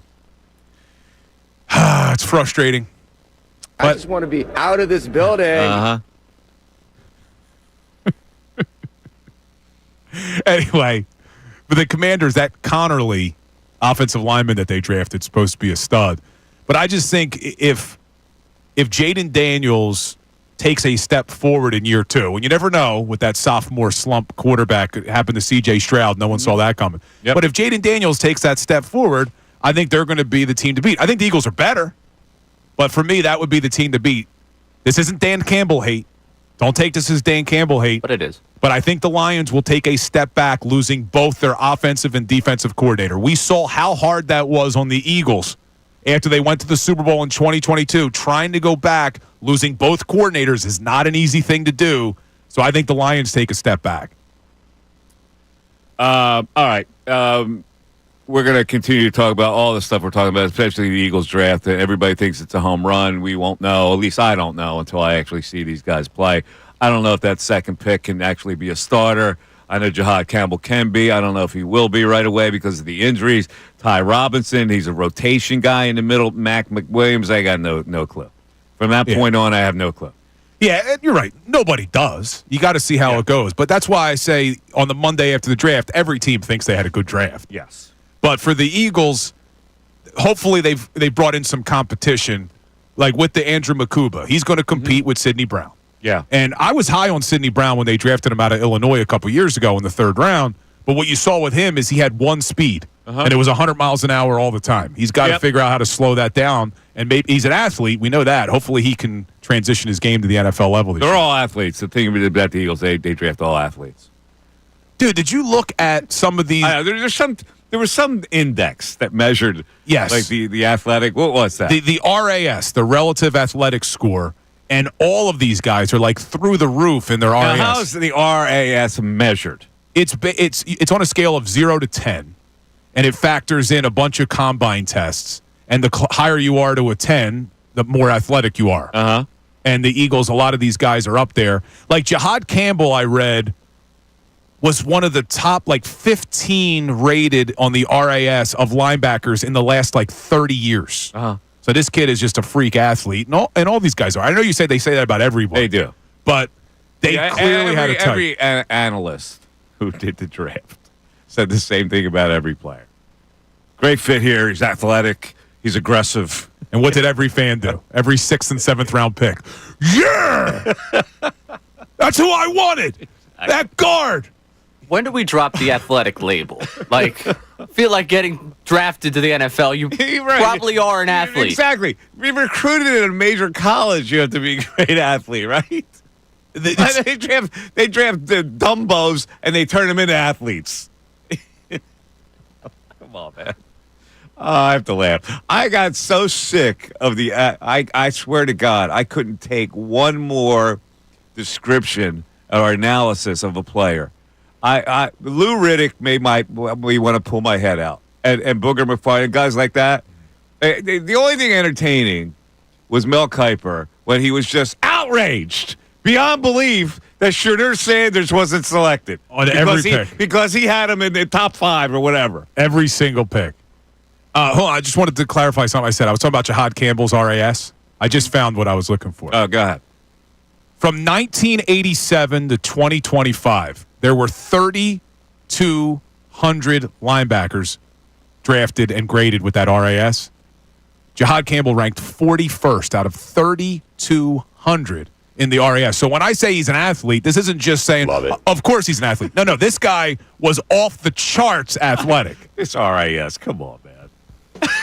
With this RAS. Well, it factors in. All woozy about. It factors in your 40, the 20-yard split, the 10-yard split. All right. Your broad jump, all that stuff. Good to know. On the other side, Rock and Roll Hall of Fame nominees. Who deserves to get in? Who doesn't? I got my opinions on that. Back after this. Fanatic Sports Update. And new birds in the nest. I'm Ray Dunn with this Fanatic Sports Update. The Eagles selected 10 players over the weekend in the NFL draft, headlined by Alabama linebacker Jihad Campbell and Texas safety Andrew Makuba in rounds 1 and 2. On day 3, and the Eagles added offensive line depth, a few guys defensively, and Syracuse quarterback Kyle McCord, who played high school football at St. Joe's Prep. Notably, the Eagles did not take a tight end this weekend, opening the door for Dallas Goedert to remain an Eagle after an offseason where he's been rumored to be traded for quite a while now. Howie Roseman addressed that following the draft. Dallas is part of the team, as we speak. Obviously, as we go forward, we're going to continue to address things on this team, and right now, nothing further. And we're going to continue to address everything that the Eagles did in the NFL draft and what still remains this offseason. Phillies took 2 of 3 from the Cubs this weekend at Wrigley Field, winning 3-1 in 10 innings last night on Sunday Night Baseball. Aaron Nola looked more like himself. 7 innings, just 1 earned, striking out 6. Phillies with an off day today before the Nationals come to town for a 3-game set tomorrow night. This update is brought to you by Erie Insurance, celebrating 100 years of protecting your family's most priceless moments. Then, now, always. Erie Insurance, ErieInsurance.com. That's ErieInsurance.com. I'm Ray Dunn, your home for coverage of the Truist Championship, 97.5 The Fanatic and 97.5TheFanatic.com.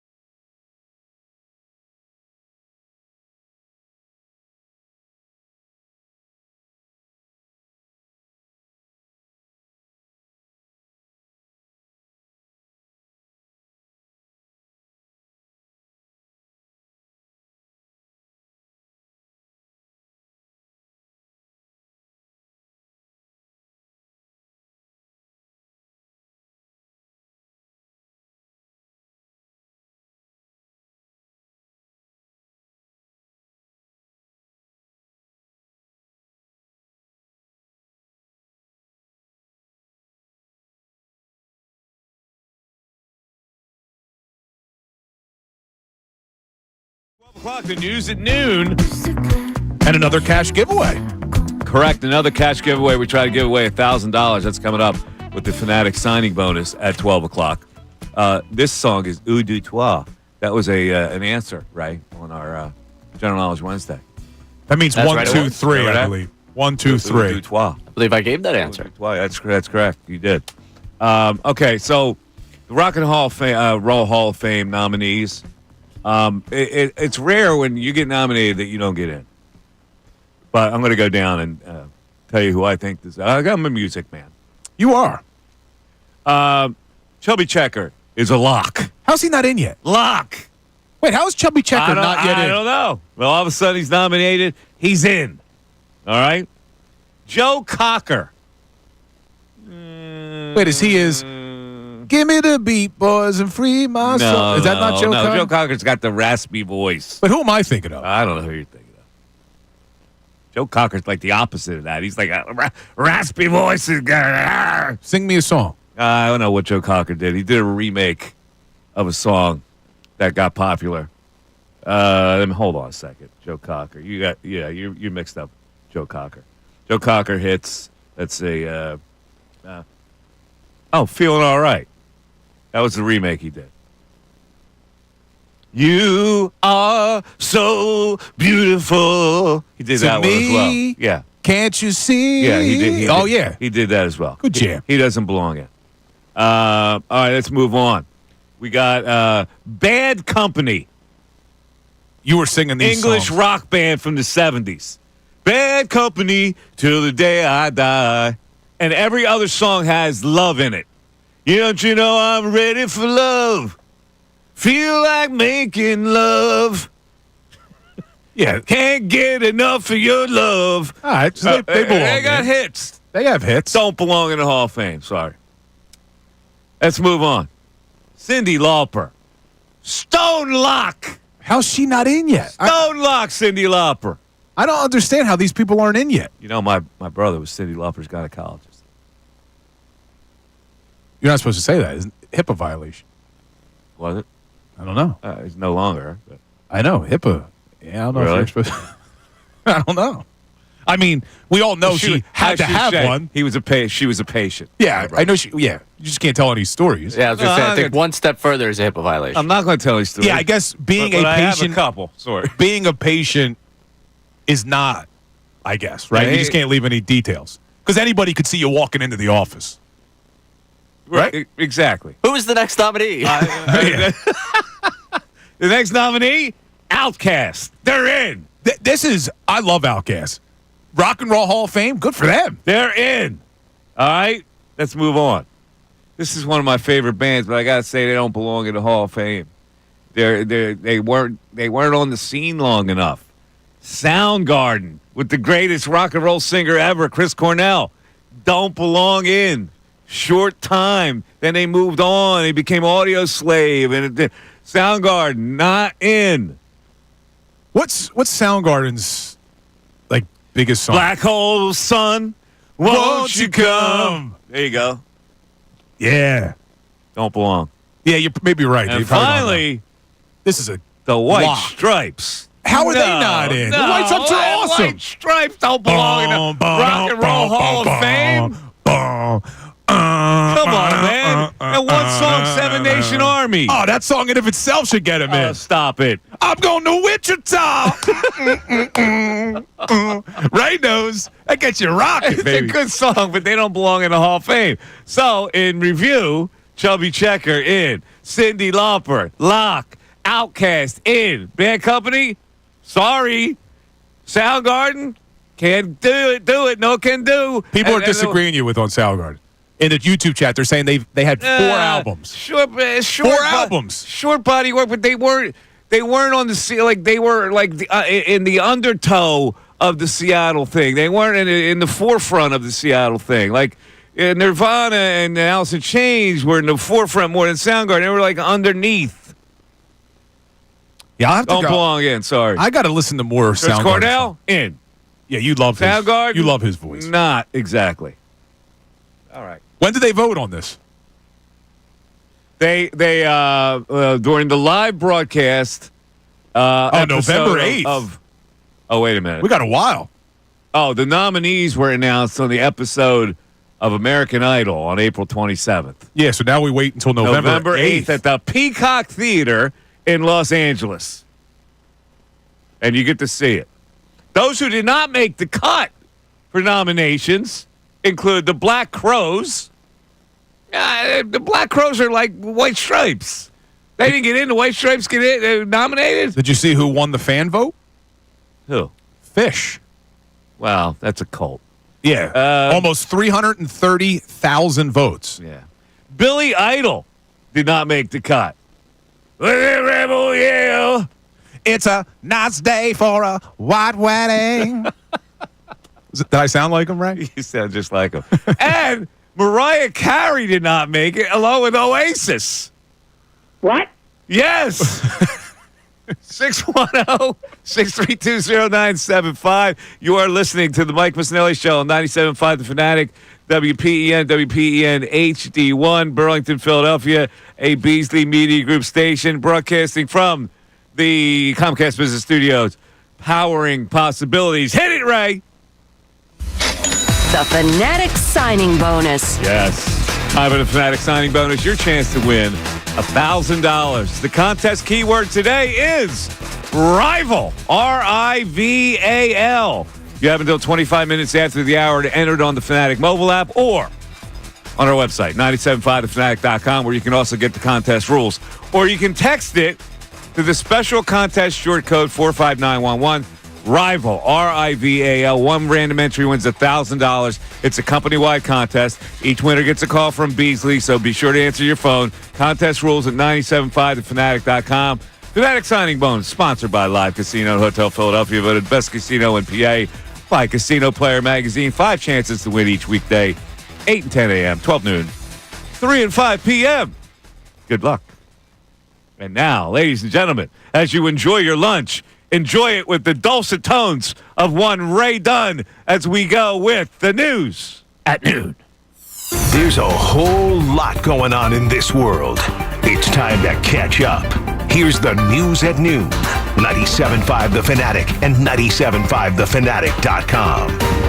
All right, Ray Bob, what do we have today? And I think we might be starting with Mr. Kiper. We are. A follow-up to last week's conversation about his obsession with pumpkin pie. They brought out pumpkin pie during the draft on day 3. Guys are getting picked, by the way. Like, the moment of your life might have been while Mel Kiper was refusing to eat pumpkin pie on television. Very happy for those of you that experienced your draft moment while they had this conversation with Mel Kiper about what he doesn't eat, what he does eat, and then the fact he doesn't eat in front of people and does the weirdest possible thing with his pizza. I learned this about Mel on our show, but I don't eat around anybody. That's right. Mel does not eat in front of other people. So if he gets invited to a party, he eats, then he goes to the party and eat before the party, so not eat during the party. Hold on, what's that about? You know what? I have never seen you eat anything. True. Every time we leave here, you're saying, I'm going back to my room. I'm going to order this. I'm going to order that. Oh, yeah. So I'm like, a sub. But you always go up in your room and eat. Oh, yeah.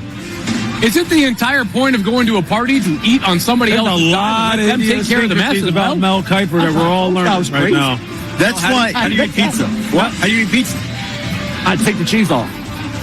That's bread? I'm out. What do you do with it? I didn't realize. You just don't eat it? Throw it away. He throws away the cheese on his pizza. Just order a tomato pie. What are we doing? Listen, these weirdos that, like, Orlowski has the same weird food. What's wrong with people, man? I don't get it. Why can't you eat in front of other people? I don't get that. That's also strange. Because he's a sloppy eater. Yeah, but like, what if you get invited out to like a business dinner? He never does. He's probably an oddball that never gets invited anywhere. Really? Well, how about Lou Riddick attempting a little lighthearted conversation? I'm almost fainted here. Lou Riddick's playing along with the joke. Well, I expected Lou to say, well, enough of the pizza. This guy here is very athletic and he fits a need. After 2 days of listening to Mel Kiper nonstop yell about Shedeur Sanders, I think he'd rather talk about anything else than football. All right, I guess. Lou, lighten up. Yeah. All right, speaking of Shedeur Sanders, story number 2 here. This is not a fun story. No, this is not. But we have a little punk matched up audio of both Shedeur's side and the frat bro side of this. If you missed this story, welcome out from under your rock. Shedeur Sanders was prank called by Ole Miss frat bros, one of them the son of the Falcons defensive coordinator who got the phone number of Shedeur Sanders off an iPad when he was home from school. This is how the prank call sounded. Hey, is this Shedeur? Hey, this is Mickey Loomis here, the GM of the New Orleans Saints. How you doing? This is Mickey Loomis here, GM of the Saints. How you doing? Good, how are you, man? Good, been waiting on you. Yeah, we have. It's been a long wait, man. We're going to take you with our next pick right here, man. This has been nothing to do. Hey, but you're going to have to wait a little bit longer, man. Sorry about that. What does that mean? What? What did he say? I don't know. How you gonna ask us what it means and you was on the phone? You heard that? He said you're gonna have to wait a little bit longer. Sorry about that. Why did he talk? Hey, that's I don't know what that was. Now, what is this kid? 14? He's 21 years old, this guy, right? Uh-huh. They're the son. The 21, yeah. 21 years old. College students. And he's like some little giggler, like 14-year-old punk. This could have been on our DB or not segment because that kid is a total DB. There's just no. They did this last year to Cooper DeJean. Apparently, they did it this year to Tyler Warren. Kyle McCord said that he also got calls from this area code throughout the draft. It's just, I don't understand how you could take joy in prank calling somebody in this moment. That's one thing you call a drugstore. Say you got Prince Albert in the can, let him out. And then do this, like like that other stuff's harmless. I'm stuck on the toilet. I need to be rescued. Can you send a plumber? Like stuff like the Jerky Boy stuff. Like you remember the Jerky Boys? Yeah, this is serious stuff. It's just, I don't find it humorous at all. And then the kid comes out and gives the apology, the son of the defensive coordinator. Oh, I made a terrible mistake. No, this isn't a mistake. You had to go to your dad's iPad, take down the number, wait for this opportunity. Like this was all premeditated. You're just a DB. No, you're a total DB. And I used to, there's a little DB friends giggling in the background. What are you guys, 14? Yeah, I used to make phony phone calls when I was 14. Did you? Yeah. Any good? Yeah. I was as good as a 14. First of all, that kid sounded like he was 14. Did he sound like an adult? No. Did he sound like a guy that would be Mickey Loomis?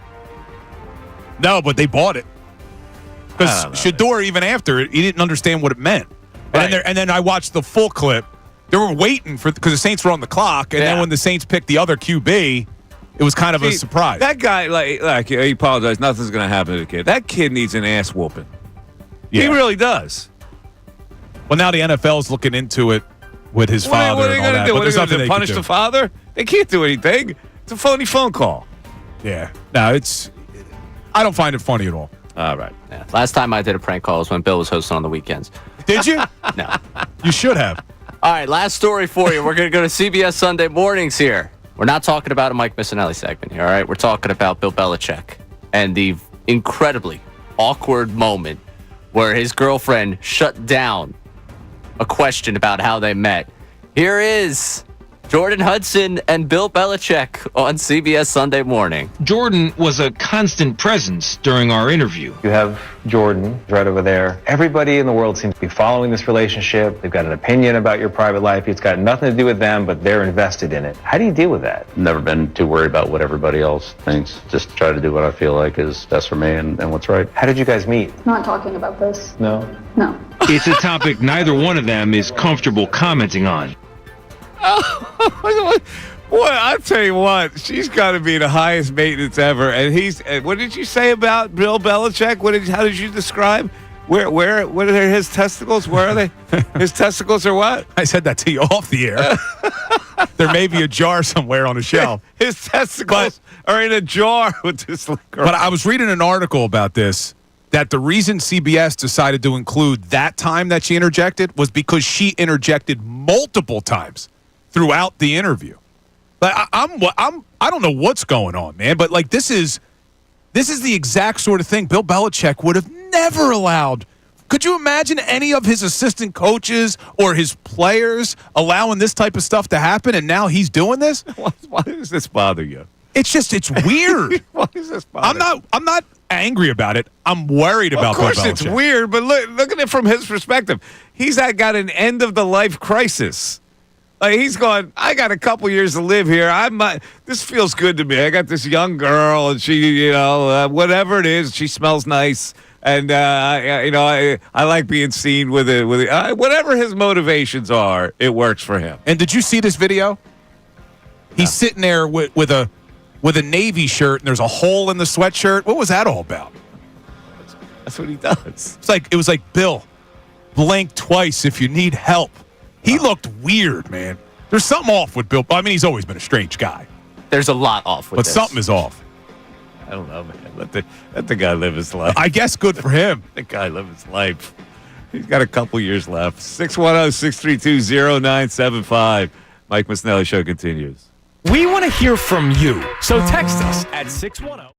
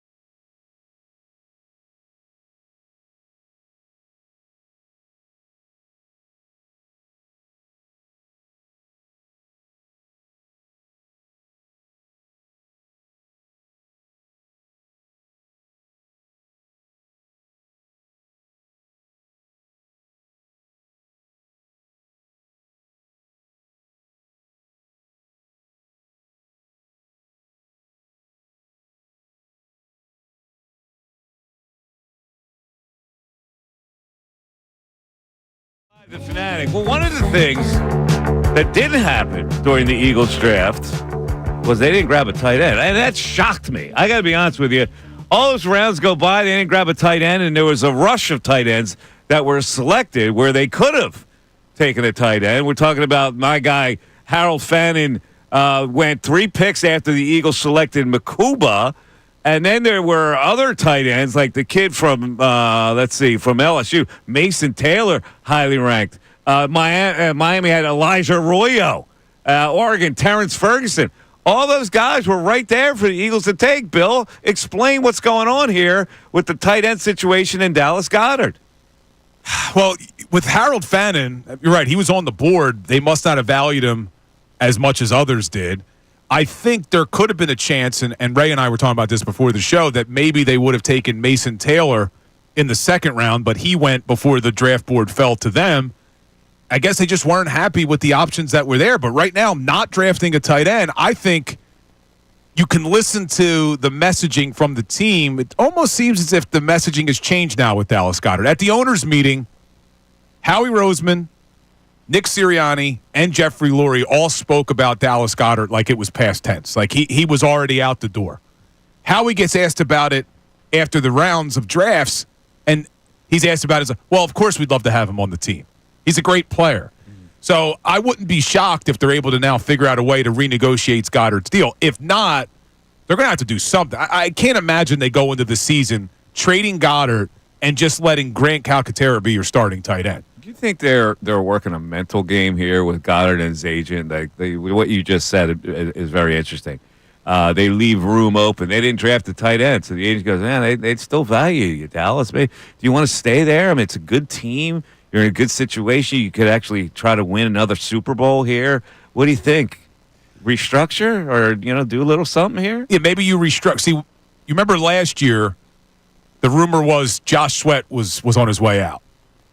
And then they turn around, they restructured his deal, gave him a little bit more money, lowered his cap hit, and made it where he would become a free agent in the offseason. Sweat proves himself. He gets the big payday in Arizona. Maybe you could work out something similar with Dallas Goedert. You restructure. He's going to hit free agency next year. He has a good year. He shows that he could stay healthy, and maybe he gets that big payday. If not, there's another name I keep hearing that's getting floated, and that's Michael Mayer from the Raiders, because they already have Brock Bowers, who showed last year in his rookie season he's a stud. So would they be willing to trade Michael Mayer to the Philadelphia Eagles? But they're going to have to do something. We know Howie Roseman. He's making moves all the time. Some of his best moves, they happen in June, July, August. So I don't think the tight end situation is resolved just yet. If it was up to me, I'd keep Dallas Goedert. Figure out a way to keep him. I still think that this guy, I know if he can stay healthy, he hasn't been able to. When he's healthy, he's one of the best in the National Football League because he can do both. Not only is he a great pass catcher, he's good at blocking as well. If he's healthy is such a big thing. Because he gets banged up all the time now. Yeah. He does. And he's getting older. He's going to get less banged up. Like that's the thing that I'm shocked that they wouldn't have taken a tight end because knowing that. Yeah. They don't have a good enough tight end room right now. No, and even if they do what I said, which is, all right, you restructure his deal, keep him for one season and allow him to hit free agency in the offseason, you still could have drafted his replacement. Like, you still need somebody, but I'm looking at Goddard's numbers, Mike. He played 10 games last year, 14 and 23, 12 before that, 14 before that, and then 9-9. Yeah, he hasn't been able to stay healthy over the last 4 years. So that's... He's not going to get healthier. No. But he was healthy for the playoff run. Helped you win a Super Bowl. Yeah. All right, now explain to me the right guard situation because they also had a chance to address that. I know that they've got Tyler Steen in there and the guy they got in a trade... reclamation project, but they did like the kid from William and Mary, and they had brought him in for an interview, and he went to the Raiders a few picks before the Eagles, and that's why they had to trade out of there, right? Yeah, 101. That's correct. That's what the rumor is. That's why they traded out. Here's what's crazy. You said they interviewed him before. Prior to this season, all of their 30 draft visits that they get, those pre-draft visits, they took 29 of their draft picks had been here for draft visits. This year, none of them were.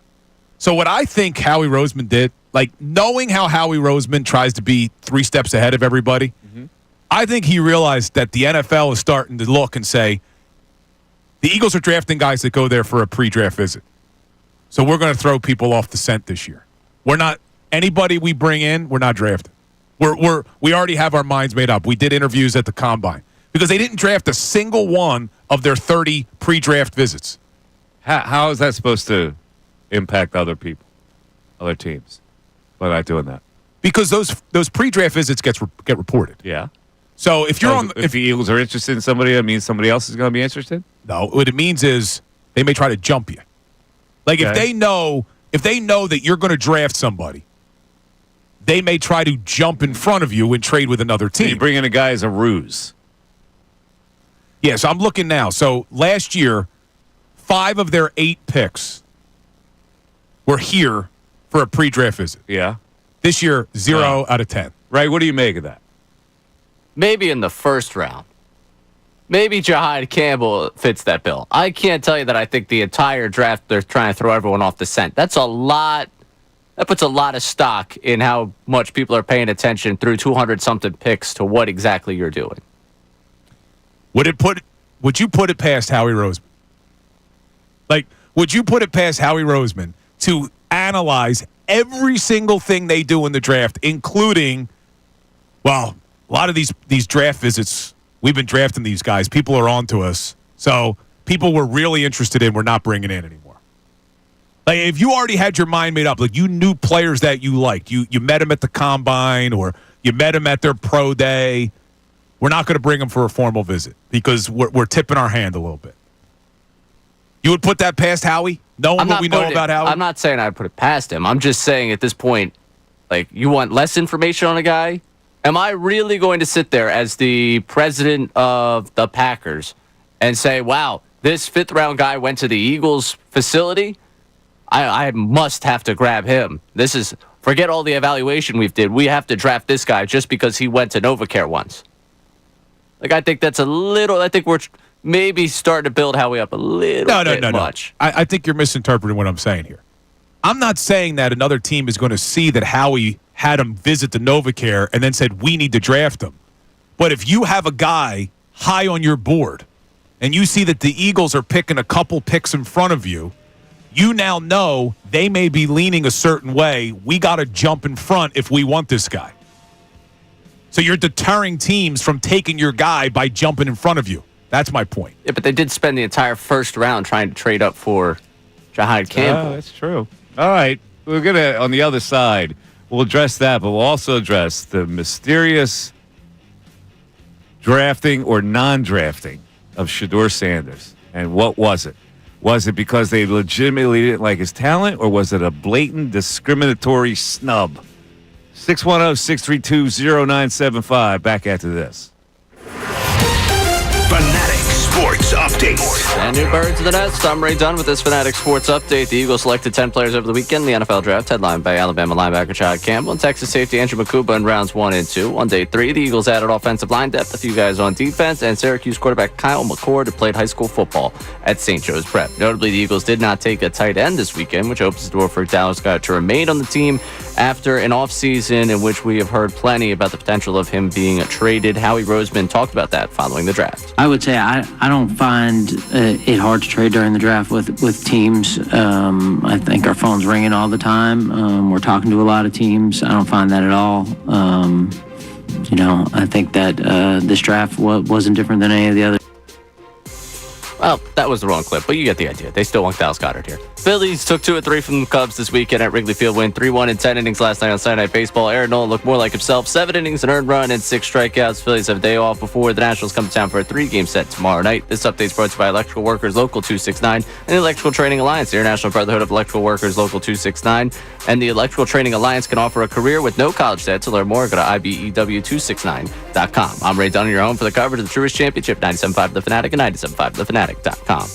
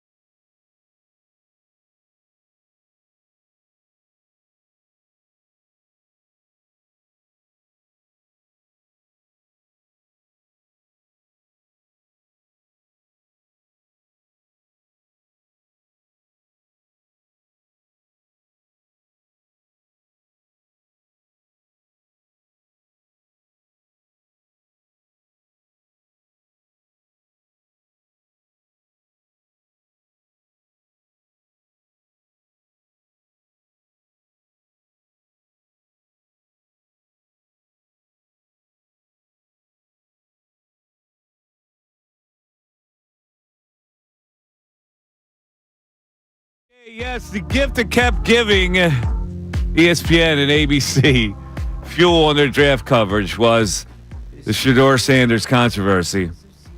And so I think we can discuss this right now. There is no question in my mind that this was discriminatory. Now, not in the traditional discriminatory way, like Colin Kaepernick, but in the discriminatory way that they just didn't want to deal with something that they thought, not me, that they thought could be a pain in the ass. And it's because of several reasons. Number one, Deion Sanders is a very outspoken guy. His kid came off really kind of snarky. I mean, let's face it. If you look at the interview process and how he conducted himself and the reports that were out there that he was kind of God's gift and all this thing, and the pressure to play him once you select him with that noise going on in the background, some teams just don't want to deal with it. And that's the only reason. He didn't fall because of a lack of talent. I mean, my God, you take Dylan frickin' Gabriel before you take Shedeur Sanders. It's ridiculous. Your thoughts, Bill? Yeah, I'm with you. It wasn't talent-based because I think he was the most talented quarterback in the draft outside of Cam Ward.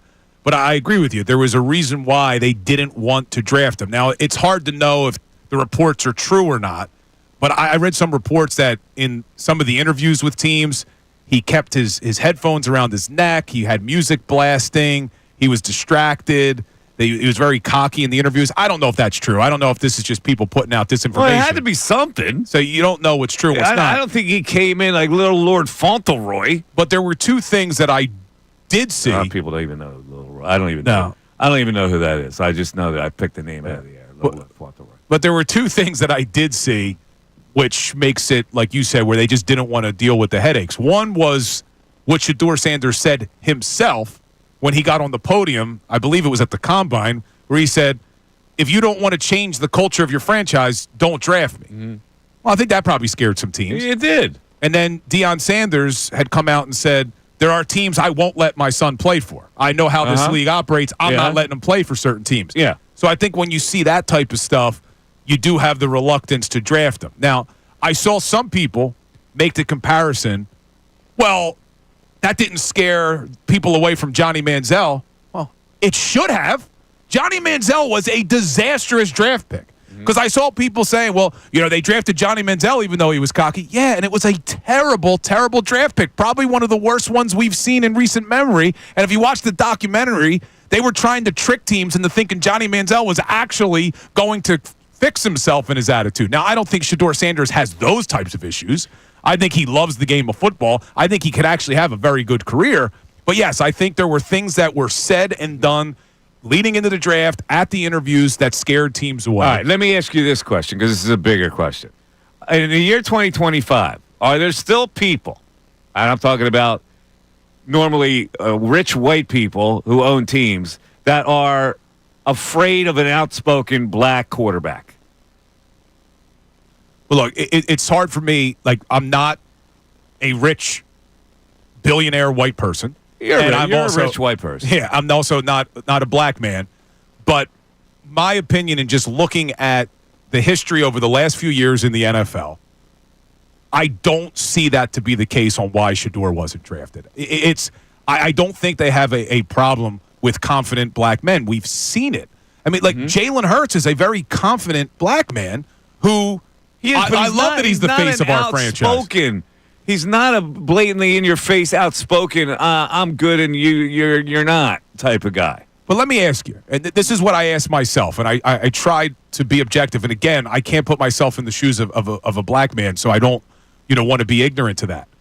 But at the same time, if a white quarterback had acted the way it's being reported that Shedeur Sanders acted in some of these interviews, I also think teams would have been reluctant to draft that person as well.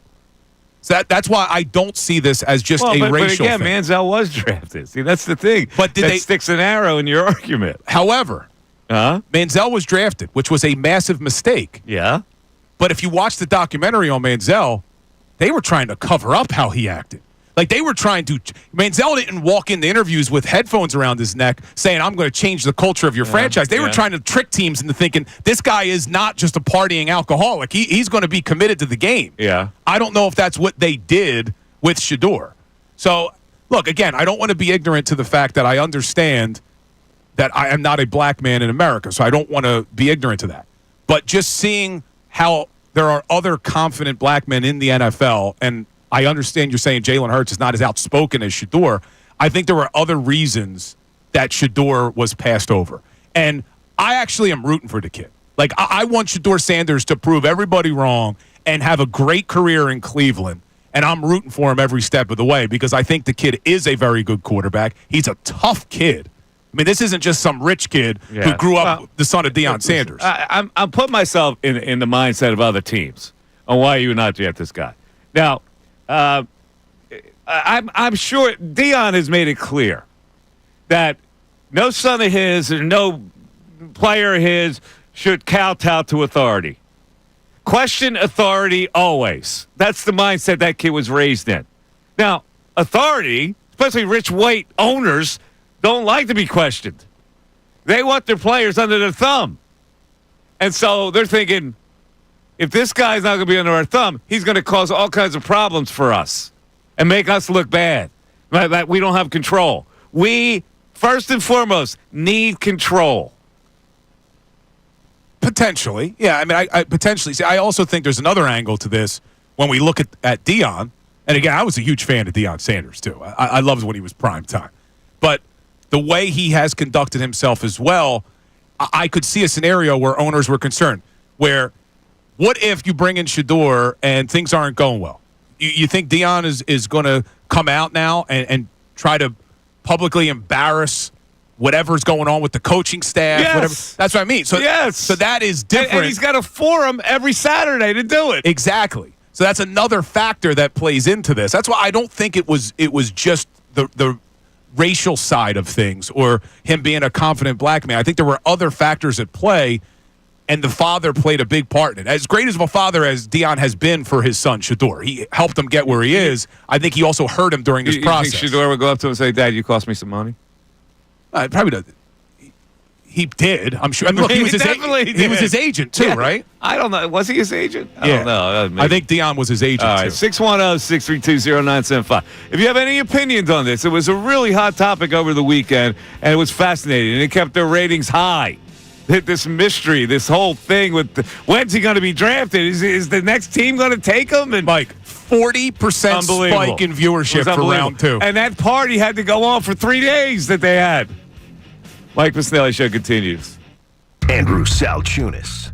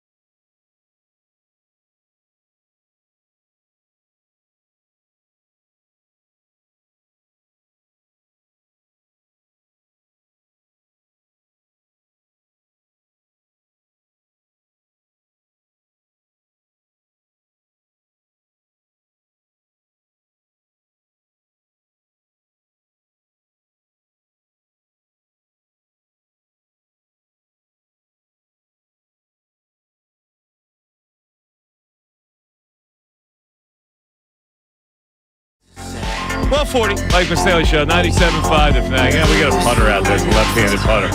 Thinking of putting left-handed, Bill. What do you think? Can't get much worse, right? I'm a left-handed shot with hockey.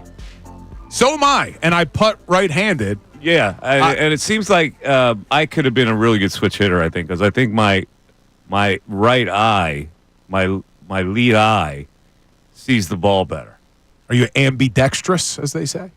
No, but if I, I can do a lot of things left-handed. I can hit left-handed a little bit. I just never did it. Never trusted it enough. But I think my right eye is a little better than my left, so that would be my lead eye to see the baseball.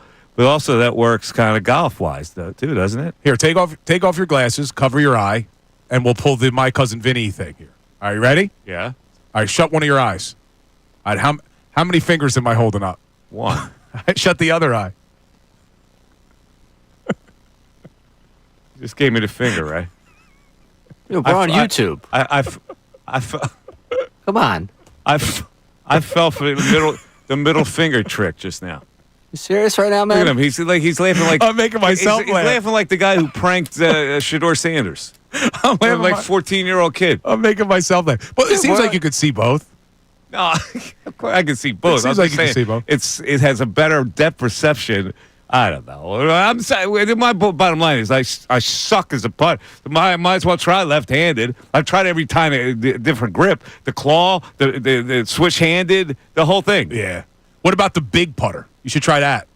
You know, No, I can't do that. I can't. Yeah, I can't get into that. That would be totally unnatural. Right. Do we have any kind of text messages on this particular subject or anything else that we've talked about today? Yeah, we do. We got a couple people checking in. Trevor Percy saying, most, if not all employers don't want a subordinate employee, it has nothing to do with race.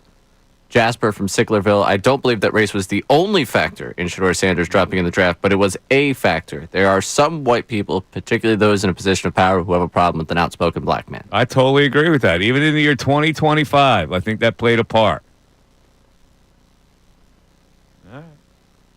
Yeah. It was. You know what was really interesting, too? Did you see the video of the Browns draft room when they announced the Shedeur Sanders pick? Were they excited or not? No. No? It almost like they were forced Andrew to take Barry and Kevin Stefanski looked like they were given a golf clap when they announced it. They didn't look excited at all, right? Did you see that video that I'm talking about? Yes, I did. Am I wrong? They didn't look excited at all. The Browns. It almost seemed like maybe the owner stepped in and told them, you're drafting Shedeur. Because they did not look excited. Andrew Barry did not look excited at all.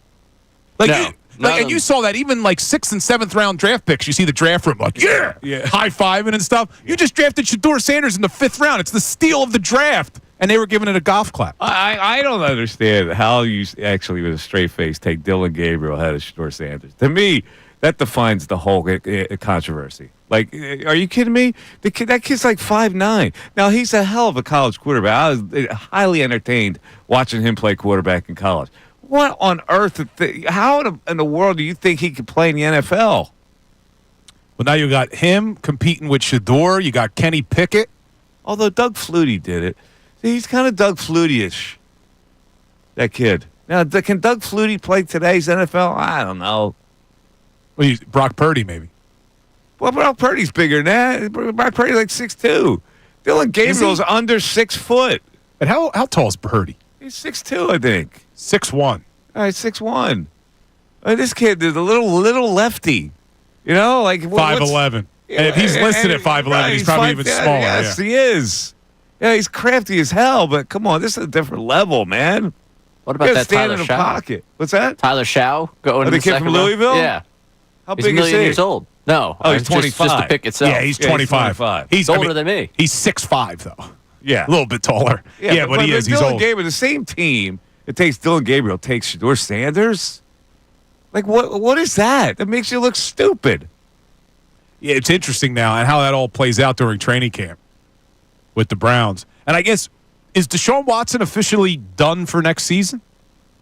Is his injury keeping him out? Or are they going to have Deshaun Watson, Kenny Pickett, I think Shedeur? Deshaun Watson's out all next year. I think, yeah. All right, we'll get back to that discussion. But, I've been teasing this for a while now, Bill. I need some help on this. I'm going to set some lines on the Pope, the new Pope.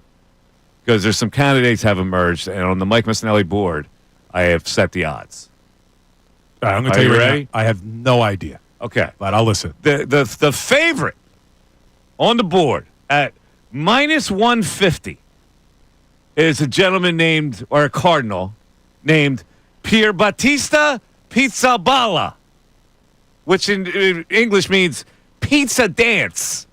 You love his name, don't you? Pier Battista Pizzaballa is the favorite. He is the top official for Middle Eastern affairs.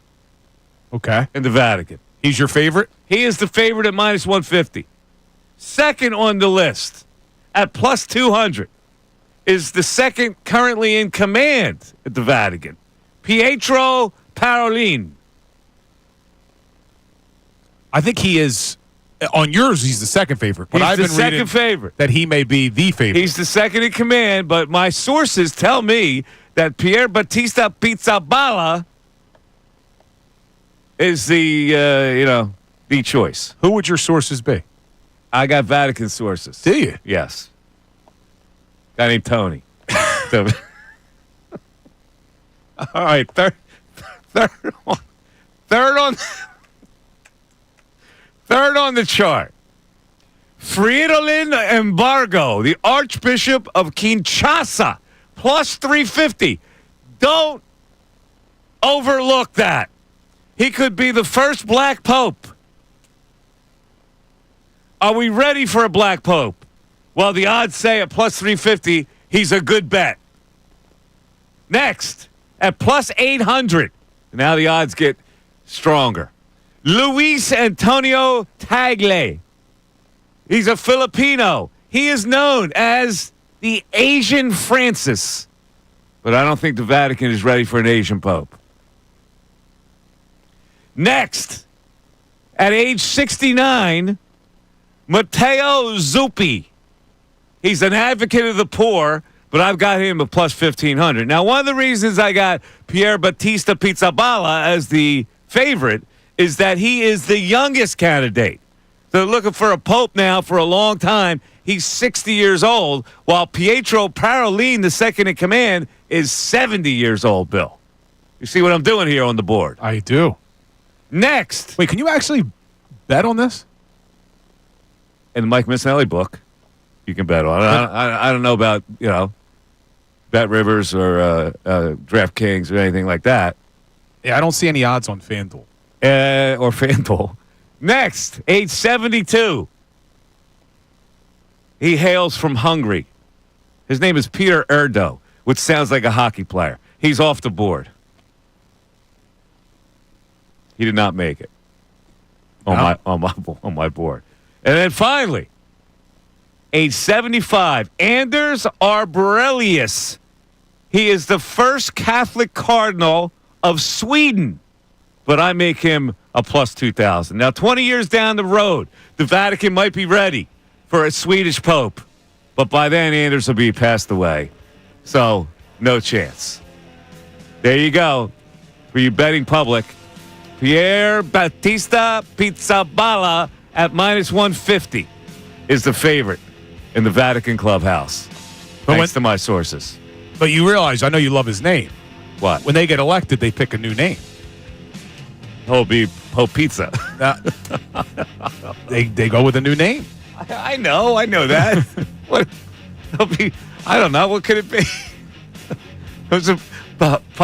Pizza Balla is pizza dance. Somebody was a dancer. Pope Nureyev. I don't know. I'm being silly now. Mike Missanelli Show continues. Fanatic Sports Update. 10 new birds in the nest. I'm Ray Dunn with this Fanatic Sports Update. The Eagles selected 10 players over the weekend in the NFL Draft, headlined by Alabama linebacker Jahad Campbell and Texas safety Andrew Makuba in rounds 1 and 2. On day 3, the Eagles had offensive line depth, a few guys defensively, and Syracuse quarterback Kyle McCord, who played high school football at St. Joe's Prep. Notably, the Eagles did not take a tight end this weekend, opening the door for Dallas Goedert to remain an Eagle despite all of the offseason chatter about him being traded or released. Howie Roseman addressed Goddard following the draft. Dallas is part of the team, as we speak. Obviously, as we go forward, we're going to continue to address things on this team, and right now, nothing further. And we'll continue to address everything they're doing with the team here on The Fanatic. The Phillies took 2 of 3 from the Cubs this weekend at Wrigley Field, winning 3-1 in 10 innings last night. On Sunday Night Baseball, Aaron Nola looked more like himself, going 7 innings, allowing an earned run and striking out 6. The Phillies have a day off today before the Nationals come to town for a 3-game set tomorrow night. This update's brought to you by Wendy's $5 Biggie Bag. The Wendy's $5 Biggie Bag is the best deal in fast food for a lot of reasons, some of which include the JBC 4-piece nuggets, junior fries, and a small, soft drink. For the best deal of all time, gotta be Wendy's. U.S. price of participation may vary. I'm Ray Down in your home for coverage of the Truist Championship, 97.5 The Fanatic and 97.5thefanatic.com.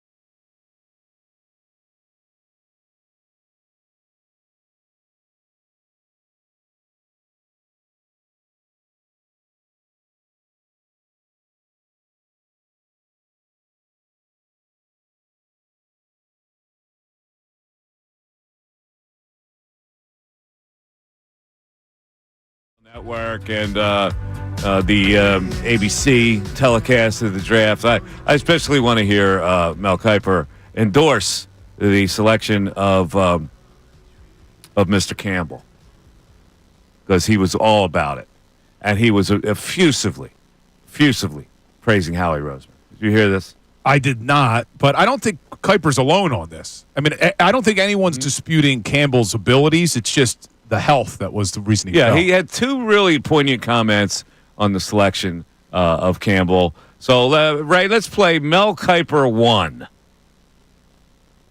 21 on the big board. Gritty would have been gone a lot higher had it not been for the shoulder injury. He played great all year for Alabama. 117 tackles, team high 11.5 tackles for loss. 5 of those were sacks. Think about this football team, the way Hall of Fame GM Howie Roseman has constructed it. Half the starters, half the 22 are from the SEC. Like those proven entities, those guys who played for the big powers in the SEC. And Jahad Campbell did, as I said, guys, he would have gone much higher had it not been for the shoulder injury.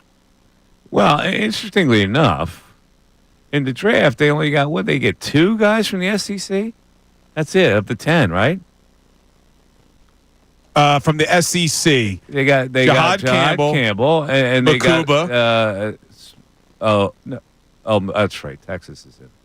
And then, obviously, Samel Mondin. I never look at Texas as an SEC school. Yeah, and then Mondin never feel like an SEC school. Yeah, they don't feel like an SEC school to me. The SEC schools are the deep South schools. I agree. It doesn't feel like they should be, but they are. But listen, to be fair, we're all touting Howie Roseman for getting Jahad Campbell at 31, even though he was ranked a lot higher on everybody's draft board.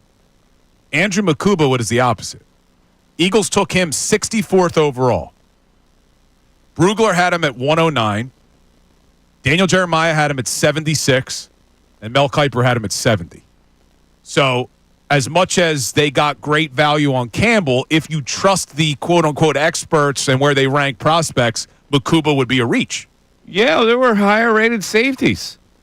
Kevin Winston, Caleb Ransell, Sanker, Watts. That kid's a good player, Xavier Watts. A lot of people wanted him. So that's someone you're going to have to keep watching now. Like, how do their careers go? But here's the difference, though, with Howie now. I've thought he struggled in the past with defensive talent, but not only has he been better, Vic Fangio's given the stamp of approval on these guys. Yeah, there's no question. Yeah, so if they said to Vic, we could draft Makuba, we can draft Xavier Watts, we could draft Winston from Penn State, and he goes, no, give me Makuba. I'm going with that guy. All right, let's get more of Mel because he's compared him. He doesn't really care about the injury. Like Cooper DeJean, they had to wait for, and this is what Mel says, and Mel Kiper too. This is one organization, one football team can wait on Jahad. That's right. Get healthy. They don't have to rush him. They drafted Cooper DeJean, who they stole in the second round. Sure. Why? Because he was coming off an injury. They waited it out, and he was an impactful all year and was a key guy in the Super Bowl, right? Yeah. So again, Howie Roseman, I say Hall of Fame without question, GM. Nobody does it better. Now, to get a Jahad Campbell, who, like I said, I had him at 21. Had not been for the injury, he would have been probably around 12 to 15. And like I said, they can wait till he's complete. It's not one shoulder, it's 2. Right, exactly. Exactly. Wait till he's completely healthy. Shoulders are 100% before you get him back on the field, and they can wait it out. All right, so Lou Riddick was dying to jump in there. He said, yeah, ready to get in there. So let's not shortchange Lou, Ray. Let's go with Lou talking about Jahad Campbell, about seeing the injury on tape, but also the upside. He's just a great athlete now. He can fly sideline to sideline. He can play 3-4 outside backer if you need him to, just like he's doing right here. Although this is just a 4-man front, and he's just rushing in their sub package. But he's got nice high side dip and bend and close on the quarterback. You can see why on some of the tape when he was playing off ball, right? And he's coming downhill and he's taking on linemen. You can see the shoulder issues because he didn't have that same pop and be able to get off and get people off of him.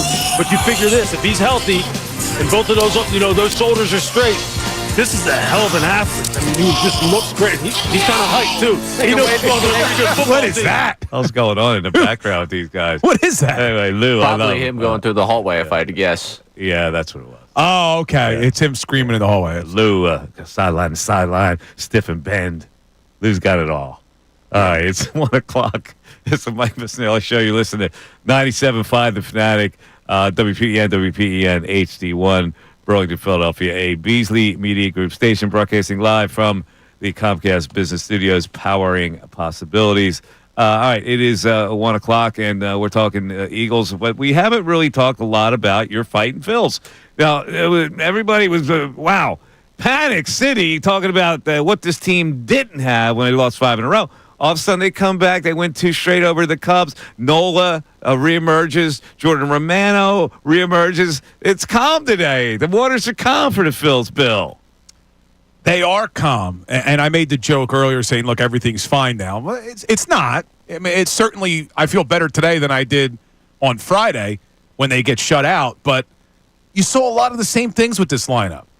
On Saturday, they put up 11 runs, 10, 11 runs, and everybody's hitting. And then even yesterday in a win, which you feel good about, wasn't like the offense had a massive explosion. It just seems like either they're all hot or they're all cold at the same time. They're still a frustrating lineup to watch. But the same question still exists. Like, I was never that worried about Aaron Nola. We've talked about it. You look at how many innings this guy has pitched over the last few years. He's Mr. Reliable. I'm not worried about him. Romano, yes, still concerned. It's only one outing, so you still have those concerns. Kirkring looked good yesterday, but can you trust him? We don't know. They still lack a right-handed bat in the outfield. Max Kepler, okay, he's looked good against right-handed pitching, but is he going to be the answer every day? You don't really like Weston Wilson as a platoon option there. I don't know if you saw, Brandon Marsh had to get taken out of his rehab assignment for a hamstring injury. Hamstring cramping up again. So that's a concern, and Rojas. That means your boy Rojas to be a full-time player. You're okay with that? Listen, I've defended Rojas. I was furious with him last night. Like, you can't fail to get the bunt down in the 8th when you got runners on, what was it, first. Alec Bohm walks. Yeah, Bohm walks to start the inning. Mm-hmm. Top of the 8th, it's a 1-1 game. You got to be able to bunt the guy over. Yeah. He can't, and then he hits into a double play. Yep. But then worse, 10th inning, what the hell is he doing? First and third, try to safety squeeze, I think, with the Phils up 2-1. Not a bad play. They add another run there, already up 2-1. Tries the safety squeeze. Didn't work. Yeah. Was that what he was trying? The safety squeeze? Trying to safety squeeze. Put it down. And I'm sure the runner knows that he's going to do that. But even if he doesn't know, if he puts it in play, that runner sees where that bunt's supposed to be, and he should score easily on that. You know what else frustrated me? And I know people think I pick on Bryce. All right. Bryce Harper comes up in the 10th. Bases loaded. What? Popped. He strikes out. Oh, he struck out. But he's swinging out of his cleats. Like, he's trying to end it with a salami. Yes. Like, I know he's the showman. But it's like every time, it's take what the pitcher's giving you here. It was obvious when he came up, all right, he's going to strike out. He was trying so hard to hit a home run in that situation, he's going to strike out. I was just impressed he took 2. Well, they were in the dirt. Did take 2. Yeah. They were in the dirt. That didn't mean much when I was up in New York the other night. Yeah. Ball almost hit him in the back foot, and he was swinging at it. Yeah, I just thought the funniest moment was Romano all excited getting that out, getting the save. He just blew his ass off. He seems like it was hysterical. He seems like a little bit of a strange cat. Who, Bryce? Romano. Oh, Romano? I don't know. I don't know enough about him, but he just seems like he's a little out there. Yeah, he looks like. But, I mean, I guess there's a closer sometimes. Yeah, you know, he's almost like Mark Fidrich, the Big Bird. Remember? Well, you probably don't know the Big Bird. I know who you're talking about. Yeah, that crazy guy used to talk to the ball. He had the long curly locks. He actually started the All-Star game at Veterans Stadium that year. And when he had that monster year, he won like his first 10 starts or something. You heard of the legend of the Big Bird, right? Don't think I have. No? Mark Fidrich? No. You never heard sound like he would go down, he would smooth the dirt on the mound with his hand, and he would talk to the ball. He was like a crazy, eccentric character. He came from nowhere. All of a sudden, he wins like 10 straight starts for the Detroit Tigers in the 70s. He got to start the All-Star game as a rookie. Nobody had ever heard of him. But Romano's kind of got that kind of personality, like where he's like a Big Bird. But he did look good. I mean, and listen, Chicago Cubs. It's not an easy series to win. They're a good team. They're going to win that division. All right, now let's look what the Phillies have coming up because they got 3 bops now. they got the Washington Nationals at home. Wheeler starting against Mackenzie Gore in the first game. Now, Irvin gave him a little bit of problems. The Phillies have not listed a starter for Wednesday. Now, wait, we have not seen Sanchez pitch since he left. Yeah, I don't think he's ready for Wednesday. They have not listed a starter for Wednesday, and I guess that's because also Sanchez's status. So there might be a bullpen game in there. And when would Ranger had another rehab assignment yesterday? He threw 75 pitches. They're trying to get him to 90. So he's not ready to go. So yet. he's not ready. Sanchez may miss a start. Oh man! And then you got Taiwan. They're playing the Nationals, so they get the Taiwan Walker starts Thursday. So you got Wheeler, somebody unnamed, and Walker, and then you got the Arizona Diamondbacks, which would be a great series to go to here at the ballpark. Luzardo, Nola, Wheeler are lined up against Kelly, Fott, and Rodriguez for the Diamondbacks. What a great series that's going to be! Yeah, and I was listening to the broadcast. I didn't realize that the Cubs had a trade agreed to for Luzardo. Did you hear that on the broadcast? Yes. But their doctors wouldn't sign off on the injury. Yes. And that was probably a mistake by them. It looks so then after Arizona, you got Tampa Bay, but then you stiffen up a little bit. Cleveland, St. Louis, and Pittsburgh, and you'll probably get to face Skeens in one of those games. Yeah, that'll be pretty cool. That will be fun. So that's a fun series to go to. So if I were to advise the people, get some tickets line it up with Skeens and grab one of those tickets. A Friday, Saturday, Sunday weekend matchup with Pittsburgh. And then after that, Bill, 4 Colorado, 4 with the Athletics. So they got some winnable games coming up. They do, but like you touched on earlier, this is such a tough National League. You got to take advantage of these weak series. You got to win them. All right, 610-632-0975. We'd love to chat with you today about we haven't talked really on the phone that much today. But here's the word. Next week, the new phone system will be in play. That's the word on the street. But I am curious how people are grading this Howie Roseman draft. Like I know it's the Eagles can do no wrong now, which is great. They just won the Super Bowl, but I haven't heard many people critical of the draft. So I'm curious, are they giving it an A? Everyone giving it an A? Well, we'll discuss. And also, I got a little tidbit on Hiroki Sasaki. There is a toilet clause in his contract. I don't know what that means. Well, you're going to find out after this. The Mike Missanelli Show continues. Monday, April 28th, the NFL Draft concluded.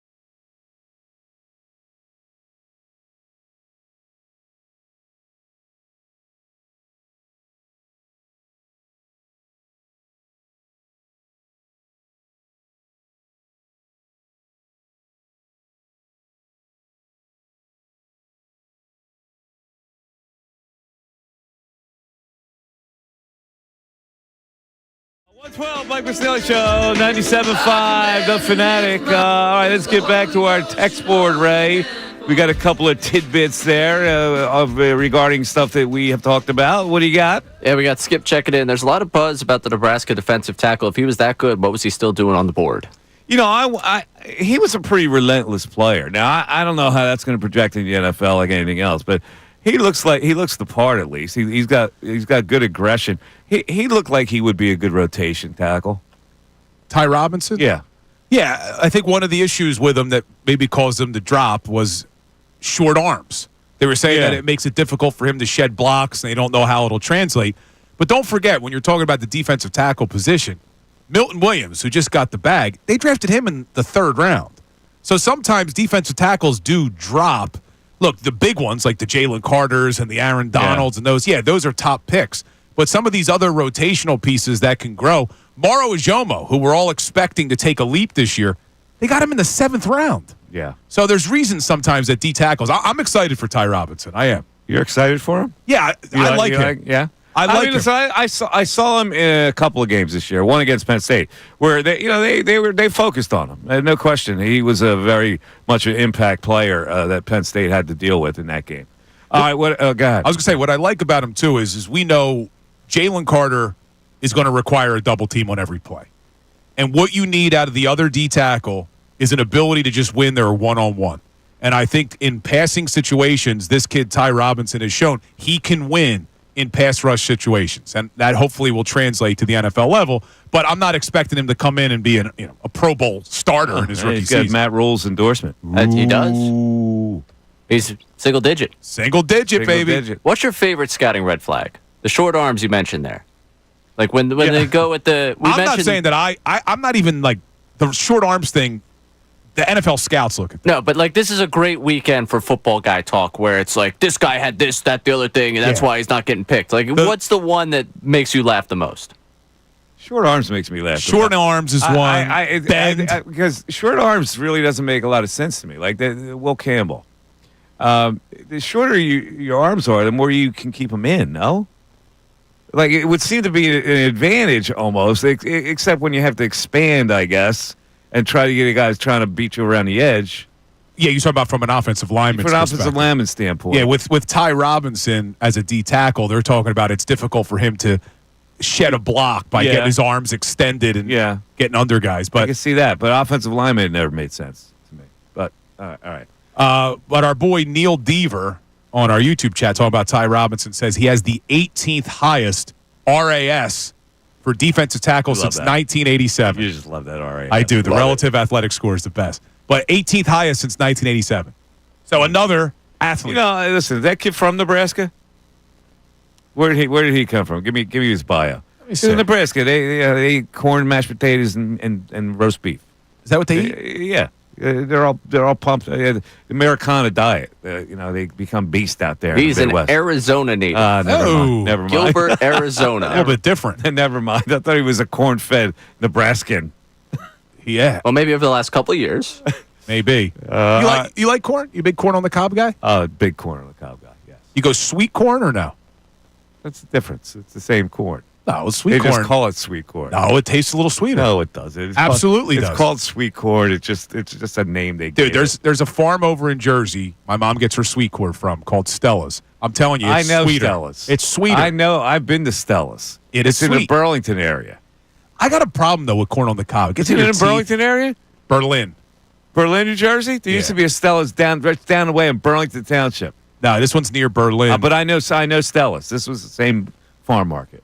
Now, how do you cook your corn on the cob? I boil it. But you can't overboil corn. It's a 4-minute jaunt from when you put it into water. You put it in hot water to the boil, 4 minutes, boom.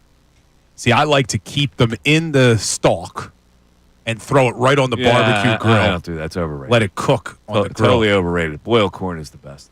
I also like to cook shrimp on the grill.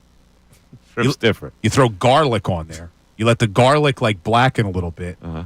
You use the side burner. You melt butter. Then you take. You got a fancy side burner on your grill. I like to grill. You make the garlic butter, and then you strain it over the clams or something, or the shrimp. I like doing clams too. They're easy. They just open up, pour the garlic butter on top. Get myself. This is why I wanted to build Got a little the deck sideburn. furniture. What kind? Do you have a big Weber? Nah, too expensive. Oh, you went cheesy? Yeah, we went a little bit cheaper than You that. went I think cheesy? we went like the next grill. Well, then that side grill, then that doesn't even matter now. You went cheap. What do you want? Do you go charbroil? Webers are expensive, dude. Well, I know. I only go with a Weber. Well, you got that kind of Scudol. No. Ray and I, we go with the generic. You say I got a grill? You got a George Foreman grill in your apartment. I got my You say you stovetop. grill a lot, and then you cheese out on the price of a grill? That's a violation. Well, they get destroyed anyway. Weather. The weather. Don't you cover it? You have a hood? I do get the cover. I do have the cover. And you know he doesn't get to grill that much anymore because of the kids. But listen, everything he's got to do. But he's Fire complaining. is fire. Right, I don't get this. understand why you'd spend triple for a grill. Fire's fire, man. It cooks. You should just cook it over an open fire. Forget the grill itself. Oh, I just got my fire pit. I'm ready for that now, I too. fire pitted last night. Did you? It was a perfect night for it. Oh, yeah, it was a good night. All right, so Ray, he was bitching to me about this. You know, he's made it a point to tell the whole audience that he did put together his little patio thing there. Right? Yeah, finished it last night. man. He's complaining that his wife sent him a picture of her with her mother, his mother-in-law, with the baby sitting on the patio furniture. Yeah, using it for the first time without me. Violation on their part or no? I put it together. I was looking forward to us, Did you put it together for you? christening it as a family. For the family. We'd come home tonight. I was going to barbecue. We were going to eat out there for the first time together. I get a picture. Just the girls are out there. Christening it? What are you guys going to break a bottle of champagne over the side of the Don't you worry, Ray. No, I mean, I'm kidding a little bit, but I texted my wife back. I'm like, without me? That's a violation. You're not kidding. You're actually upset. He is upset. No, then she sent me a picture. She sent me a picture of my daughter out there, and it's adorable. Yeah, but it was your hard work product. The first time you've done anything in a long time that didn't involve your father-in-law, and then they used it first. Give me that out of the text, Ray. Yeah, we got an unnamed texter here saying, while Nola pitched a good game, let's be honest, the wind blowing out helped him a few times with balls that were more than likely going out. Well, what are you going to do? He pitched the elements. I can't blame him for that. I thought he hit a lot of spots in that game. Well, he did. I mean, you could say the same thing about the Cubs pitcher. Castellanos almost put 1 yard. Yeah. Right up against the wall. On the other side, speaking of baseball, the thing that apparently cinched the deal for the Dodgers to sign Roki Sasaki was a little squirt in the underneath area. Oh, bidet? I'm just saying, a little squirt. Never hurt you. Mike Missanelli Show continues.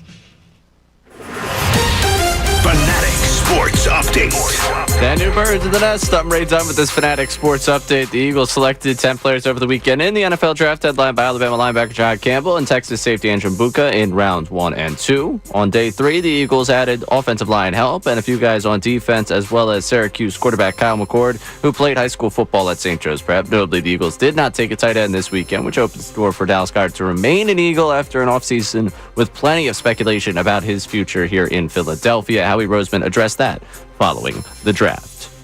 Dallas is part of the team, as we speak. Obviously, as we go forward, we're going to continue to address things on this team, and right now, nothing further. And as we go forward, we'll continue to address everything that this team's doing throughout the offseason right here on 97.5 The Fanatic. The Phillies took 2 of 3 from the Cubs this weekend at Wrigley Field, winning 3-1 in 10 innings last night on Sunday Night Baseball. Aaron Nola looked more like himself, going 7 innings, allowing just 1 earned and having 6 strikeouts. Jordan Romano closed the door for the Phils in the win. Now a day off before the Nationals come to town for a 3-game set tomorrow night. This update's brought to you by Mercedes-Benz. The feeling of owning first Mercedes-Benz is hard to believe, but it's real. From leather stitching to the iconic design, every element of Mercedes lives up to its reputation. See for yourself at your local dealer. I'm Ray Dunn, on your home for the coverage of the Truist Championship, 97.5 The Fanatic and 97.5thefanatic.com.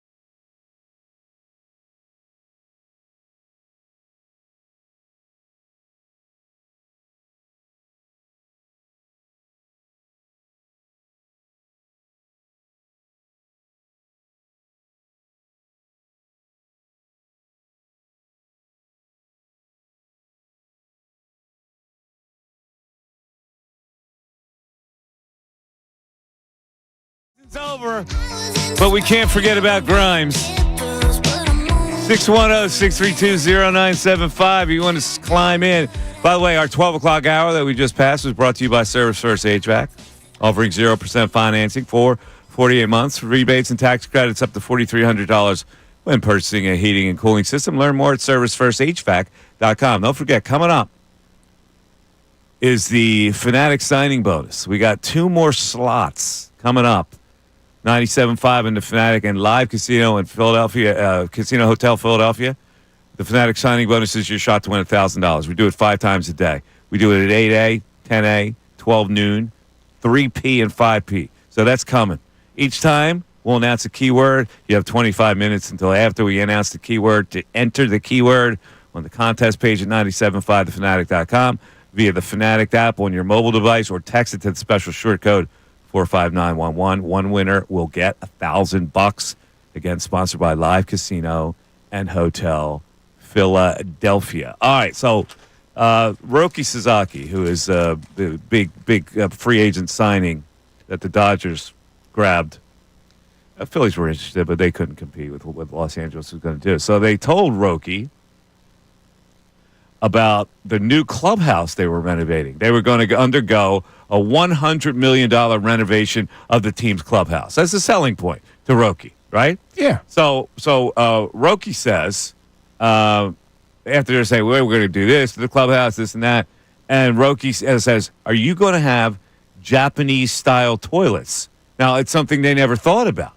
A Japanese toilet, Bill, includes the bidet function, a remote control, wow, heated seats, and an automatic lid, among other advanced features. Automatic lid? Every toilet in Japan is a sophisticated toilet, apparently. Interesting. Yeah. So he said it was definitely a factor in him joining the LA team. So they said, hey, Roki, you want a little squirt on the release valve? You got it, pal. How about that? Well, now, I'm not a bidet man. Either am I. I've never really used one. I don't want anything back there. I'll be honest with you. But I could also see in Sasaki's defense, like if you've grown up handling your business in that way, yeah, and then you're told you're going to come here and you're going to just put a wad of paper in your hand, it's a big difference. Let me ask you a question, though, because I never knew what the protocol was. When you even have the bidet function, do you still use the paper? I'm not 100% sure on that. So we got to find out, because I'm thinking you use paper first and you clean it up. See, now, I've been saying this for years. Right. Yeah, Ray knows this conversation. But I've been saying this for years, Ray. With all of the advancements in technology, the fact that we still just roll up a wad of paper blows my mind. There's got to be better technology that could exist in the year 2025. What, a little man down there? I don't know. I'm not the scientist that come up with this stuff. There's got to be something better. 2 ways to do it. One's by water, one's by paper. There's got to be. Yeah, maybe the bidet is the answer. Got to be something. I don't trust the bidet. You can't. You got to get a strong. You can't move the strong bidet water pressure in certain areas. It's just like, I don't know. I know that you can now buy, because my uncles were telling me about this. You could buy a hookup for your toilet that turns it into a bidet. Now. Yeah, you can. I got no interest in Ray, any interest in that? I don't even have no clue where we are right now. People. I am not a bidetsman, don't know really the function of the bidet. I've never been... Not a bidetsman? I've never been given the opportunity. You don't know the function of the bidet? No. It's like you're sitting on top of the fountain at Logan Square. Yeah, no, I've now picked up on it. You did a good job of explaining. No, I appreciate what you did to expand my mind. You are educating here today, and I do appreciate that. All right, I'm just, it just doesn't do anything for me. I don't know. People swear by it, though. The modern toilets, the contractors install them all the time. I think it's a new modern trend, but that's crazy. If the Phillies would have gotten bidets, would they have been able to sign Sasaki? Apparently, was that it? Was that the deal breaker? That might have been the over the top that made him sign. Now, absolutely, we'll put Japanese toilets in there. Meanwhile, the American players are going, yeah. They never experienced that either. Maybe we'll get them here. At one ball. We're here. One ball is going to get him. Oh, we're going to get a phone system. Don't push your luck here. People in the YouTube chat want to know if you've ever tried the bidet. I know how the bidet works with females. Like there's been a day I've been in a hotel room with a bidet. I never hopped on there. Yeah, I've never used one either, but I've seen them. When you're in Europe, they have them. Yes, they have. Yeah, they're all over Europe. Yeah. Are we behind the times? Maybe. American technology. I mean, they don't have air conditioning over there, but they got a bidet. Dude, do you remember during COVID when you couldn't get toilet paper? Yeah, remember that whole thing? You had to hoard it. Yeah. Couldn't spare a square, right? And then people were just buying them up and selling them at a jacked up price. Yeah, it's crazy. Put them on eBay. Yeah, for toilet paper. You were a guy that rushed out to get the toilet paper. Nah, I'm very. You see, I very against the people who hoard. Who hoarded it. I used to see the people with the shopping carts and they'd have like the multi rolls in there. I'm going, come on, man, spare a square. Yeah, like we were dealing with that. I love Trader Joe's. No, I didn't know that. Trader Joe's had a sign up now when it comes to eggs that they're limiting 2 dozen per customer. I thought egg prices were supposed to go down. Well, that was before. I think it's gone down. What happened? The last time I was there was probably a couple weeks ago. My wife usually does it during the day when I'm on air with you. We have a bidetsman on the line. Larry from Delco wants to check in on us. Larry, are you with us? Are you a pro bidet man? I am a pro bidet man. I know. So you don't have to go full system. You can get a bidet toilet seat, which is available at your everyday big box home improvement stores. I installed one at the request of my lady friend, and I can tell you that we both reap its benefits. Oh, hold a minute. How does this How do you install one of those? Do they shoot straight? Do they shoot square? Like how do you? So you hook it up to the water system of your toilet and replaces your toilet seat, and it's got 2 nozzles, one for the front and one for the rear. Obviously, the different genders use different nozzles at times. Wait a minute! I thought the bidet came up from the bottom and shot upwards. Well, this particular one has 2 nozzles that are activated by turning a knob a certain way, and then they kind of have a setting as it's going away where it self cleans itself. Wow! And you liked it. You got used to this. The first time you used it, was it unnatural? The first time I used it, I wanted to call my mommy and cry, but I am a changed man, because I can tell you. Let me put it in radio friendly terms.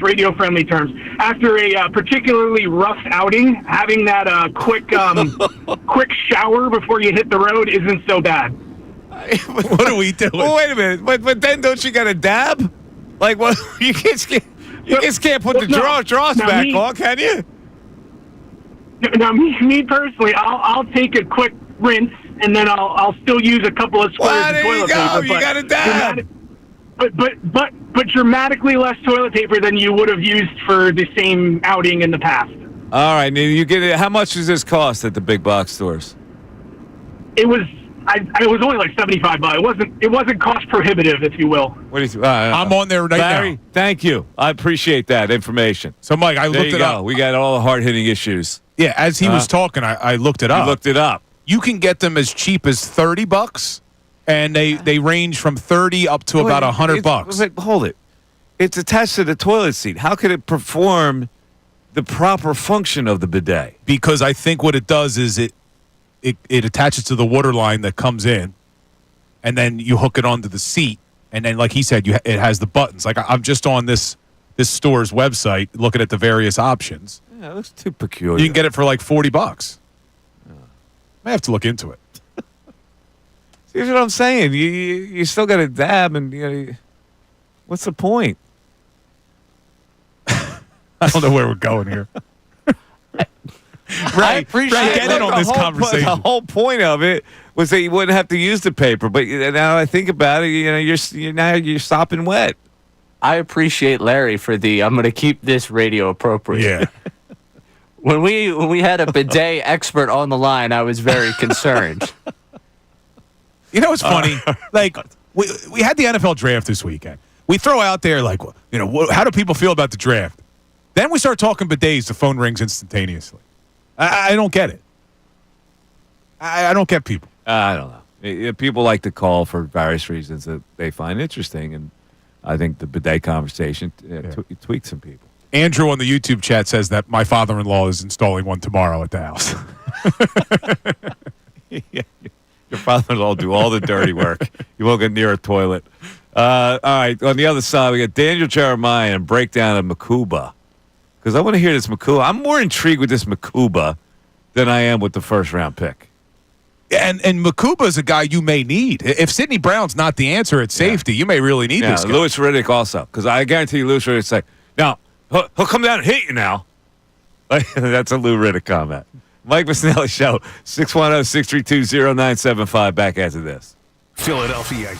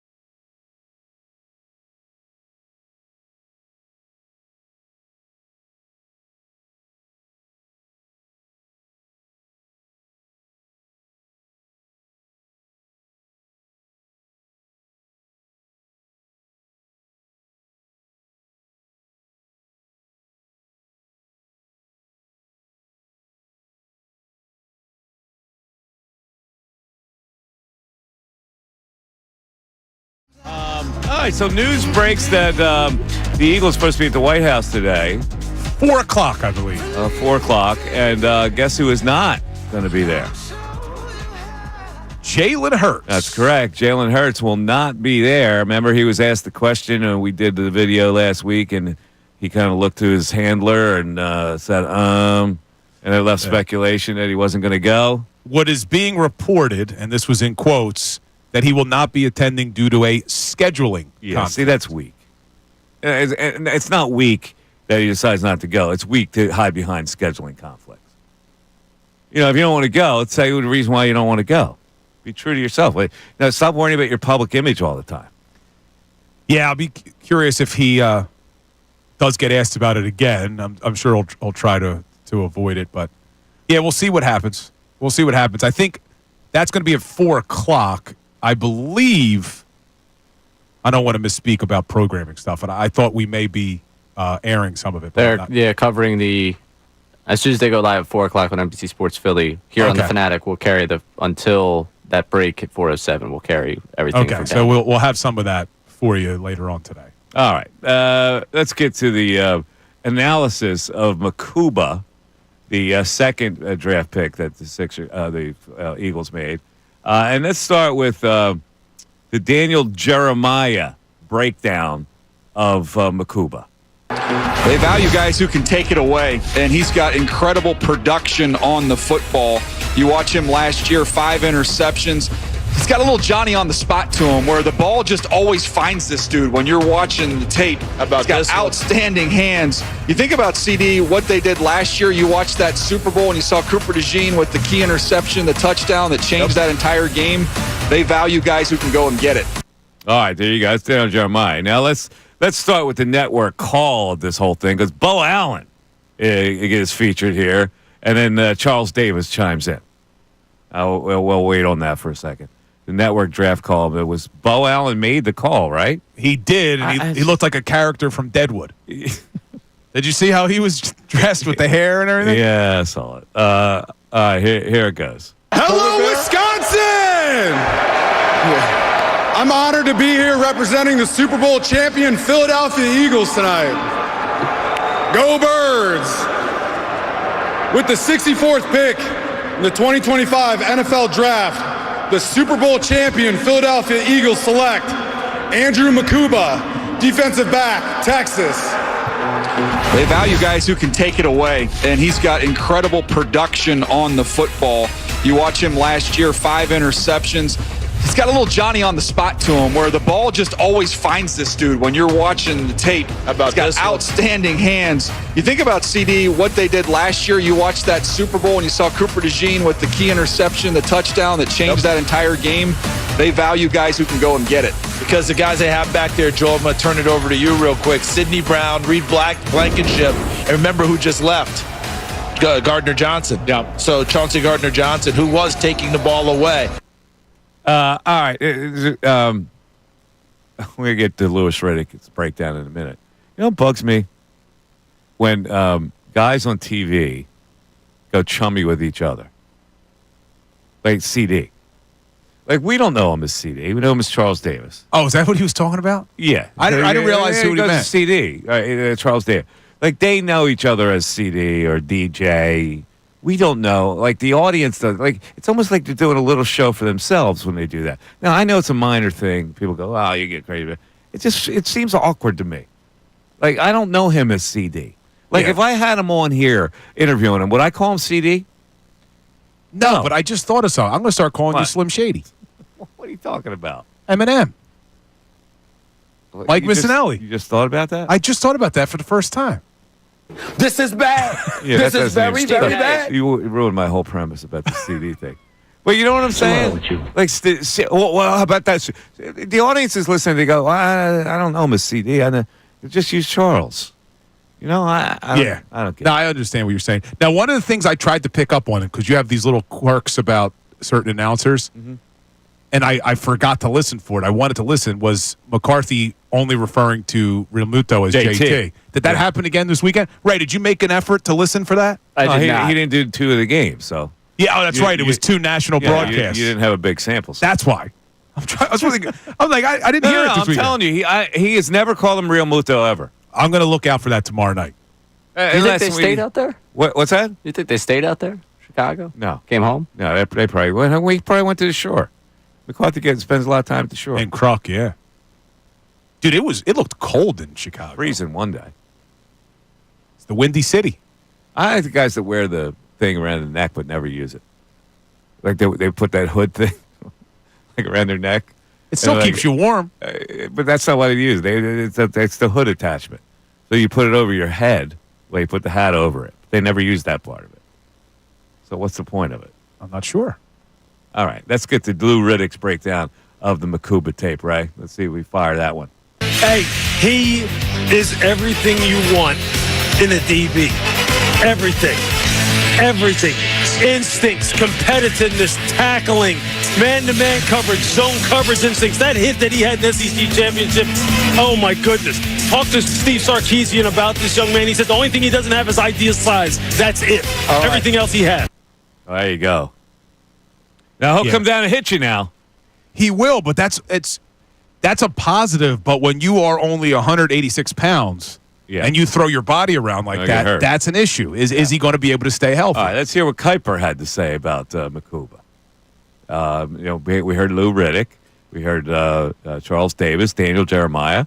Mel Kiper also has the breakdown. Do you trust Mel Kiper, by the way? I don't know. I was reading a lot of what he has to say. I was reading a lot of stuff this weekend about how wrong he's been over the years. He blasted the NFL for the way they draft quarterbacks. I'll tell you what, and I'm not just saying this because he's on this station. Andrew DiCecco, over the last few years, has proven that he knows what he is talking about. I mean, a few years in a row now, he has been all over the NFL draft, the picks, who's played and who's panned out. He loves Makuba. So I'm not going against what DiCecco says. This guy has proven to be more right than he is not. He loves Makuba. Would you go Andrew DiCecco or Peter Schrager? Right now? Yeah. I'm going with my man AD. Going to check. See what I did there? You going AD? Going with my man AD. Well, yeah, we were talking to AD the other day, and AD really likes us. You see what I'm saying? See what I mean? My man AD. Here's one thing, though, about Makuba that has you concerned. What's that? I saw a stat circulating. 99% of starting safeties in the league since 1999 have weighed more than what Makuba weighs. Really? 99%. That's not good. No, that's a little alarming. But he'll come down and hit you now. He will come down and hit you. All right, let's go. Let's hear what Kiper has to say. I'll tell you what, for his size, he plays like a much bigger safety. He's 5'11 and a quarter, 186 pounds. He hits like a linebacker. He's a smart football player, recognizes, diagnoses. Well, he had one career interception in 3 years at Clemson. He had 5 interceptions at Texas in this 1 year, 69 tackles, 4 tackles for loss, Lou. I look at a kid who hits like a linebacker. Reminds me of the Raiders back in the day with Atkinson and Tatum. Wow, he will light you up. So there you go. Sidney Brown, same thing. He'll light you up. They got a couple safeties that can lay the wood, as the football people like to say. Lay the wood. I'll tell you what. He likes to lay the wood. What does that mean? I mean, I know what the means in football terms, but what is it actually? You just hit you like you're hitting a guy hit by a 2x4. Lay the wood. Yeah. To attack or threaten physical aggressiveness. He's looking it up. He's Googling lay the wood. Be careful. No, wait. Yeah, Ray, did you Google it too? I didn't. Certainly not on company Wi-Fi. Am I going to Google There's that? some bad. Yeah. There is company Wi-Fi. Oh, boy. Is that a recent search for you or something? No, hold on a second. You just heard what both of them had to say. You worry about like Brian Dawkins was what, 202? He was jacked up out of his mind. Yeah, he was. So 186 thinks a little light for laying the wood in the NFL? It is. It definitely is. And it's something that they'll have to do. He was 209 is what he was listed, Dawkins. Ooh. Wow. So, but. A solid 209, too. Yeah. Yeah, kind of like, I'm like 215 right now. How would you just, solid 215? What do you think? You're an obnoxious 215. August, you're a little bit more solid. Totally obnoxious 215. No, but all seriousness, they're going to have to get this guy to put on some weight. If you're going to be a starting safety, he's not going to play in the NFL at 186. So he'll have to and he's still young. I mean, there's time for him to do it. He turned 22 in December. So he could put on some weight. He's got the frame. He's 5'11". It's not like he's short, so he can certainly be a little bit heavier than 186. All right, so when we went back to this comment from Matt Miller of ESPN, and he says, I mean, I don't know how people could say stuff like this when they don't know how this is ever going to play out. But he says, we'll look back on this draft as the spark that continued the Eagles' NFC dominance. Now, that's a pretty lofty thing to say, man. He said that about Makuba? No, he said that about the draft in general. Oh, okay. The Eagles' entire draft. That may be a little bit of a stretch, considering they only took 2 players in the top, 111 picks? Yeah. You know, I think it was a good draft for where they were drafting, but, yeah, I think that's a little bit much. All right. By the way, Ray wanted to talk about something today that will be a great discussion point for tomorrow since there's no Phillies game. What was that? Ray asked, there's a debate on Twitter, that whether 100 men could be one gorilla in a fight. This is actually going on Twitter. Wait, was this on the show sheet? It was on the show sheet. We'll talk. That off-the-wall section that's never used by me? That's what I it see was. it. I see it. That's usually empty. Tomorrow. Wait, if 100 men at the same time? Could be one gorilla. Or 100 opportunities? No, it's 100 versus one gorilla. Okay, yeah, I'm looking forward to this conversation tomorrow. It was all over my Twitter timeline this weekend. 100 men get in a position to hit a gorilla. You know what I'm saying? That's the great part of the debate. You can surround a gorilla with 100 men. You can surround a gorilla with maybe 5 men. That's the great part of the Where debate. do 100 come in? You mean like as far as horsepower goes? Like manpower or 100 men? Me, you, Bill, and then 97 other people. Yeah, but what Mike is saying is only about 3 or 4 men at a time will be able to get on top of a gorilla. You couldn't get 200 punches at the same time against couldn't. the gorilla. Which makes it difficult. Makes it preposterous. Well, this is going to have to carry over tomorrow because this is a big conversation. It's a huge conversation. YouTube chat's already upset. It was all over my timeline. I couldn't stop consuming the I didn't content. see this. What's your algorithm? Apparently this. I was fed a lot of other things on Twitter, unfortunately. Hey, man, also, keep that off of company Wi-Fi. Jeez. Yeah, Twitter is ridiculous. Oh, my God. Anyway, we have there was something that we'll also talk about tomorrow. Stay or go, Flyers. There were, I think, by my count, there were only 3 people the writer said should go. Like, everybody should stay. Just stay. Like, this is what I'm talking about when you cover the Flyers. Young. How like, you always give them the benefit of the doubt. Like, only 3 players should go, and they were, like, goons. Like, Nick Delorier and, Zamula, stuff like that. What about Hathaway? Was he a stay or go? I think, of course, he was a stay. Good. He's a member at my club. Oh, is he? I want him to stay. But it's so interesting to me how that sport and that team is covered differently than everybody else. It really is frustrating that we're not watching playoff hockey, and we haven't in a long time. And the postseason has been spectacular. As for my money, even the first round has been exciting. We sit here and we got nothing. We sit here and we're watching the Knicks and complaining that Knicks won a game. This is how bitter we are about this whole thing. Yeah, but you know what? Josh Harris got his building in Washington, He D.C. did get his building. Nero fiddles while Rome burns. There it is, the classic example. I just want to be out of this building. There it is of Josh Harris. All right, everybody, thanks so much for listening to the show. We really appreciate it. And keep those calls and keep those texts coming in. And next week, we have a new phone system. Everybody have a great rest of the night, and we'll talk to you tomorrow. Bye-bye, everybody.